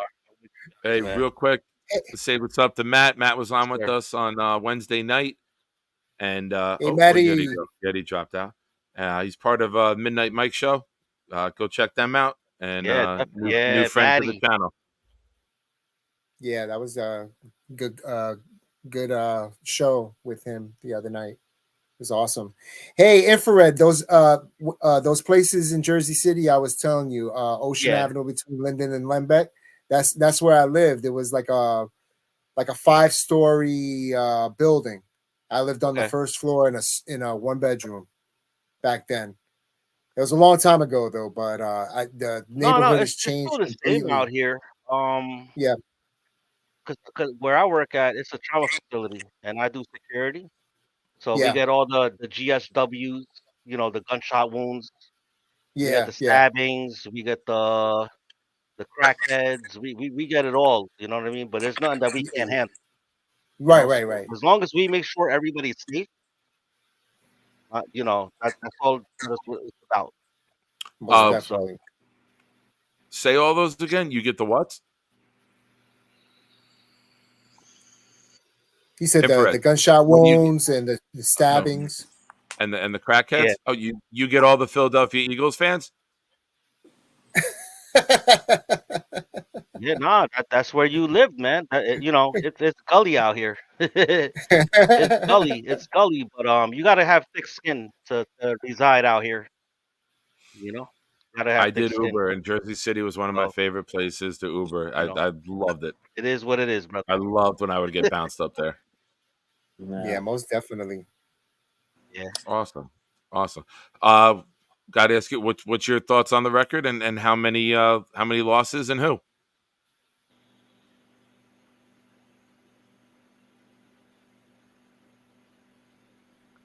That question was for who? For Nick? For you. Infrared. Oh, for me? Yeah. Oh, okay. Yeah, real quick. The thing is with me, like I remember, like last year, the thing with me was I wanted to go 12-15. I mean, 12-5. I'm sorry, 12-5. But I'm not doing that this year. Okay. I'm not doing that this year. I'm more All on right. every week, taking it week by week, and just start smashing pumpkins, man. Just let's go. Let's smash. To be honest with you, nobody wants to see us. I like that. Right. Agreed. Nobody wants to see us. Agreed. Damn right. Absolutely. So, but if I were to think of a record, I'd go 11-6. I'm gonna lowball it because the thing is, last year I went high expectations. I went 12-5, and then everything fell apart. Yeah, You know yeah, what I most mean? definitely. And then I felt bad. So this You year could say I'm everything not gonna, snapped. You could say everything snapped. yeah, everything. It was a tendon, but everything snapped. Yeah, everything Reverberated. Yeah, yeah. So Most this definitely. year I'm just gonna take it week by week. And I'm super duper happy that Nick got it right, man. We're gonna go to San Fran, and you want to know Yep. something, guys? I'm not afraid of San Fran. I actually think these boys. I mean, they're Ain't not afraid of boys. nobody. Well, they're freaking giants. They're freaking huge. Yeah. They're gonna go lights out in San Fran, bro. For Coach Sala, you guys remember? I know you guys know better than me. Yeah. When we went to Denver, they went hammer. They went balls to the wall for freaking Uncle For Hackett. Yeah. Imagine Yep. for Coach Sala, they're gonna go crazy, bro. Yeah. They're gonna go crazy out there. So Looking forward I to got it. us winning in San Fran 26 to like 21. All right. All right. So I like that. I like hearing yeah. that. That sounds awesome. Shit. Give me that every day and twice on Sunday night. And that's not me being a homer. That's me looking at everything from It's it's not a homer, man. Paper? It's not a homer. We're Bro, capable of yeah. lining up and beating any Our team in the defense is NFL. crazy. Our They're just special teams is facts. nuts. Look at our team. They're facts. Look at We our team. sucked up in offense. All right. Nick, have fun. Have fun out there in San Fran, brother. You deserve it. Yes, sir. Thank you. Modine returns, and Modine says it's not even summer yet. We have the Knicks, well, at least until today. We got the Rangers, and you moo-moos are in here talking Jets. Well, if you look at the burn I have on my neck from today, I would like to declare it looks like summer to me. And the farm stand is so good that the moo fits. Yeah. Yes. Yes. The sun hit so hard today on me that I am probably borderline heat exhaustion right now with my head, and I'm gonna wrap it up. Oh, wow, we are almost at 3. I was like, I wanted to get done well before 3 hours. Holy shit! I know we're almost there, man. It flies by this when has you been start a doing great the show, calling. man. Don't talk about the heat. I'm in Arizona, boys. We're hitting 100 already. Don't talk about the heat. Yeah, I'm in Well, Florida. I wouldn't be outside for 8 hours in Arizona. Oh, it I'd sucks, man. I'm outside for 10 hours every day, all day. It's cable guy. Woo! I was outside all day today doing yard work. So I'm in Florida, Daytona Beach. Hot, humid. I was a cable guy with Optimum here in New Jersey for 14 years. And Yeah, one of the guys left. Right on. He went out to Arizona and came back like a year and a half later. And he was like, it's great. He goes, everything is underground. There's no telephone poles because they can't put the wires in the air because the jacket will melt. Yep. That's what they tell you. It's like 60-40. Yeah, 60-40. That's how they get. Well, at least where he was. At least where he was. He said there was. He goes, I didn't see a telephone pole. Yeah, I mean, in the city, yeah. But we're not going to talk about cable. But yeah, fuck yeah. All right, producer Yeti. I'm sorry to upset you. Oh, yeah. My bad. Sorry, Mr. Nick. I was a fake cable guy once. I steal cable. You guys can all be time ago. It's not that hard. It's not that hard. Oh, it was easy when it was analog. Yes. Do you know how many houses I went to where someone would take the wire, expose it, stick the conductor into the, and then fucking tape it with electrical tape to hold it in place? Why is my picture fuzzy? I would split that shit. Like Wrigley's chewing gum. I would have splitters coming out of the window into other places. Yeah. Yo, you guys are nuts. Cool. All right, maybe I'll start my own channel. The cable guy. The cable guy. There you go. Yeah. There you go. A little, I like little it. jets on the side. Where do I sign up, Yeti? Oh, we'll figure it out. Cable guy. Yeah. Later to All right, gentlemen. I'm gonna start breaking it down. Yeti, thank you so much, man, for tuning in. Your support. Yeah, are you on Discord? Love you guys, man. I really Yeti, are you on Discord? I just want to show off this Conklin jersey was the main thing. Nice. Nice. Are you Yeti? Are you on Discord? No, man. I keep it. No? I keep Okay. it free. I'm a free Okay. guy. All right. But, Well, I know you're a member. I just wanted to get you in there. I would love your contributions if you were. Man. I really do. I support all you guys as much as I can. But yeah, I don't know. No. The Discord is just a chat. It's somebody gifted you a membership. So you're entitled to be in there as a member. Right?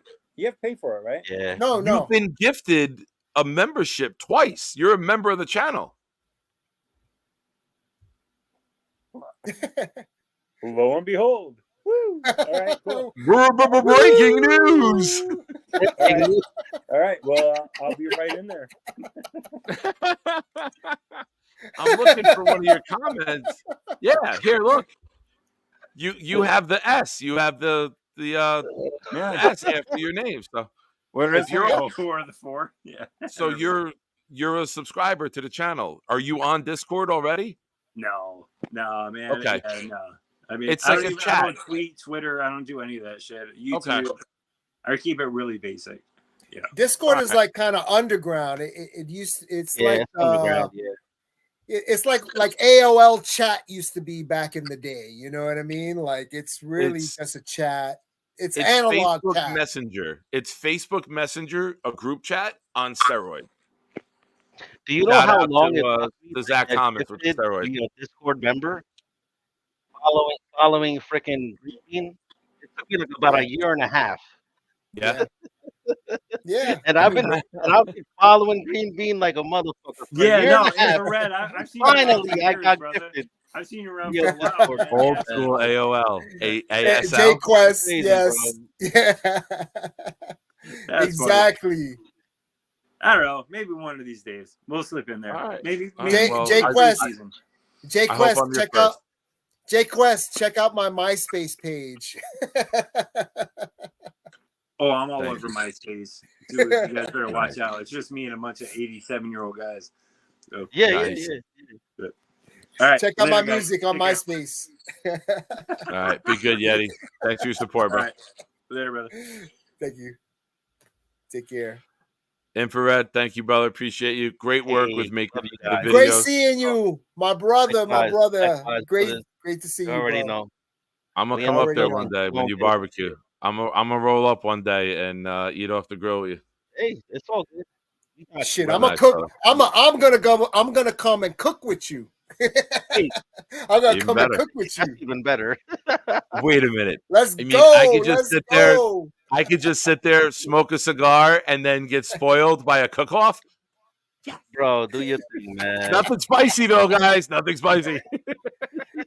Extra special spicy for Nick, please. Dude, all right. All right. Stay fly, guys. One last Love story. y'all. One last Take care. infrared. Be good, bro. Thanks, man. Be good, Got man. it, brother. Talk to you Peace soon. out. So one night we're hanging out, we're drinking. They ordered like Domino's before I got there. We're getting ready to play poker, and I come in from a long day work, and I went right to my buddy's house to play poker. And I was like, "Oh, what'd you guys order?" They're like, "Oh, what are they? The corn nuggets, right? Like, or I don't know if it's Domino's." Corn nuggets. And they're like, "Oh, we got a bunch of corn nuggets because we know you like those." I didn't even pick up on the snickering. I took like 2 or 3 of them, threw in my mouth. It was jalapeno poppers. Oh, the laugh that those sons of bitches had. Screw you, Mike. Screw you, Kevin. Screw you, Chris. And screw you, Dale, if you're watching. Oh, man. They got you good, huh? Yeah. Jeez. Yeah. Those are not even too bad either. Did they hit you hard? Oh, they did. Snowball, thank you for the reminder. For those watching, we do a recap at the end. We are almost 3 hours in. What did you learn today? Put down your comments in the chat of what did you learn during today's episode. I learned that Jay Quest met his ex-wife on AOL. This episode segment is sponsored by Snowball, the coolest man in the chat. I am not the coolest. I am on fire. Scott learned today that Nick does not believe in sunscreen. Nick did not. It said 62. I didn't think it was going to be fucking hot. He doesn't like hot sauce either. Yes, sir. All right, here we go. Boomtown with a good one. What I learned tonight. Nick has no stamina. Uruguayan clowns are a thing. Olive Garden is Popeye's girlfriend Snatch. Nick has tomatoes in his ancestry. Nick is a pussy. I think he took. Dude, are you like writing notes during the show? Like, because to remember those word for word perfectly, that's impressive. You nailed it. Nailed it.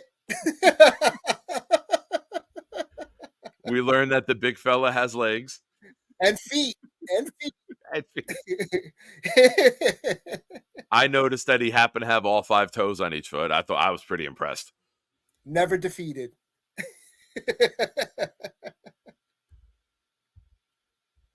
Later, Jay Quest. Thank you. Quest. Hank, what's up, buddy? Do you really? Like, did you really make like a mental note of it? Because like that was word for word perfect. That was awesome. Tonight I learned that Nick eats like a 10-year-old. Yep. Absolutely. I learned Nick's yawn during the big fella segment had me rolling.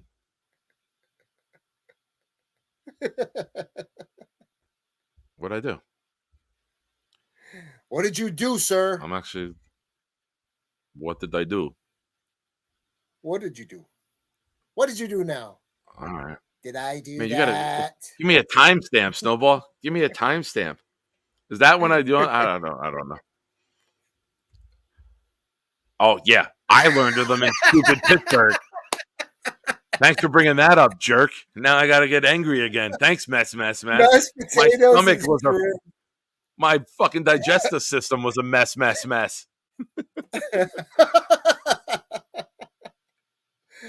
That story. That's a classic story. Probably one of your best. Pittsburgh people do. Pittsburgh people do. They have an attachment to shrimps after seeing all their fucking women. Honestly, who the fuck puts shrimp in potatoes? I'll tell you right now, Miss America will never come from Pittsburgh. Ever. I guarantee you, you will never see Miss America. Where are you from? Oh, I'm from Pittsburgh. That's how they talk, too. Little curly hair trolls. That shrimp and potatoes. Oh, yeah.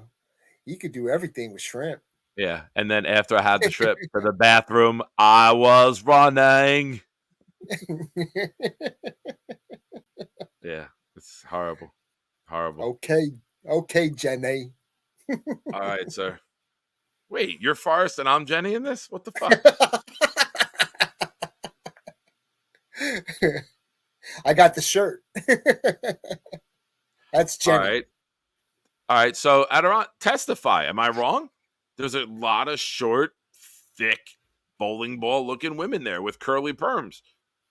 I couldn't have just kept seeing the same woman over and over.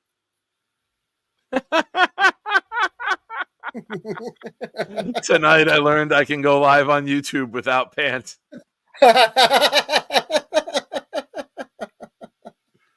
Absolutely, Scott. only Snowball. on Sunday with Shenanigans. That's it. It's exclusive on this show here. We have we have callers that come in with no pants on. But thank you, Jesus, for the blanket. Snowball, if you find the time stamp, text it in the group. If you would be so kind, sir, since you got to point that out when it happens, man, so we can notate that. Roger, who said goodbye 10 minutes ago, still here. Thank God we didn't talk bad about him. Roger's the man. Tonight I learned that Roger says goodbye but still hangs out. Hey, Roger, you never sent your the thing for your was it your daughter? I think it's upcoming.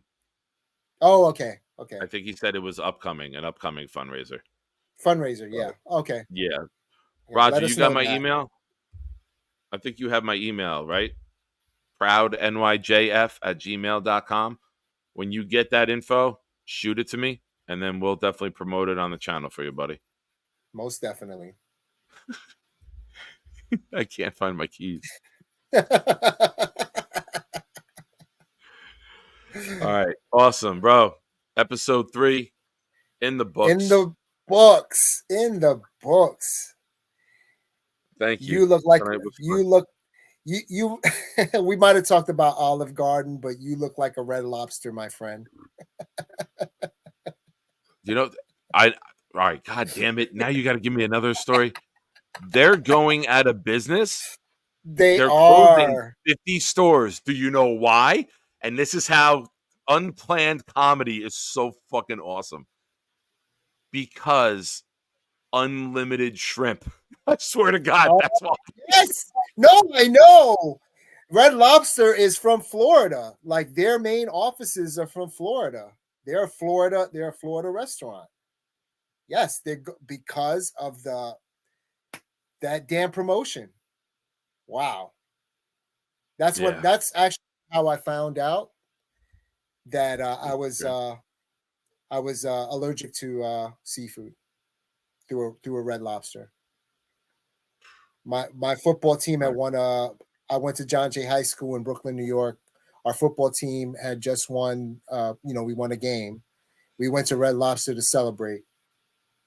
All you can eat shrimp. I'm flirting with your shirt. Let me be. No, I don't want to. Tonight I learned that VR is the closet freak on the show. I mean, I'm out in the open with everything. So tonight I learned that you're the closet freak. Yes, sir. So, all right, everyone. Thank you for hanging out. Thank you, everybody. Thanks for hanging out. Appreciate you guys. Wednesday night, Pride and Chaos here, 9:00 with me and Jeremy. Call-ins an hour or two at 10 o'clock. We'll start that earlier. Oh man, my brain is fried, man. I appreciate everyone in the chat. Yeah. We can't do this without you guys. Like, if you guys weren't here via, I mean, we probably would talk for a while on the phone, but we wouldn't talk for 3 hours with one another on the phone. Then we'd just be in a relationship. You guys being here makes this not gay. So,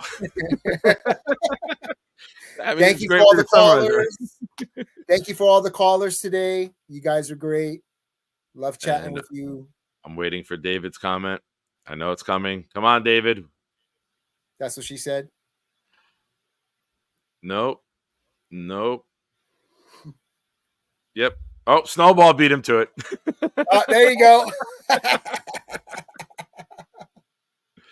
So thank you, everybody, for watching. I appreciate all you guys.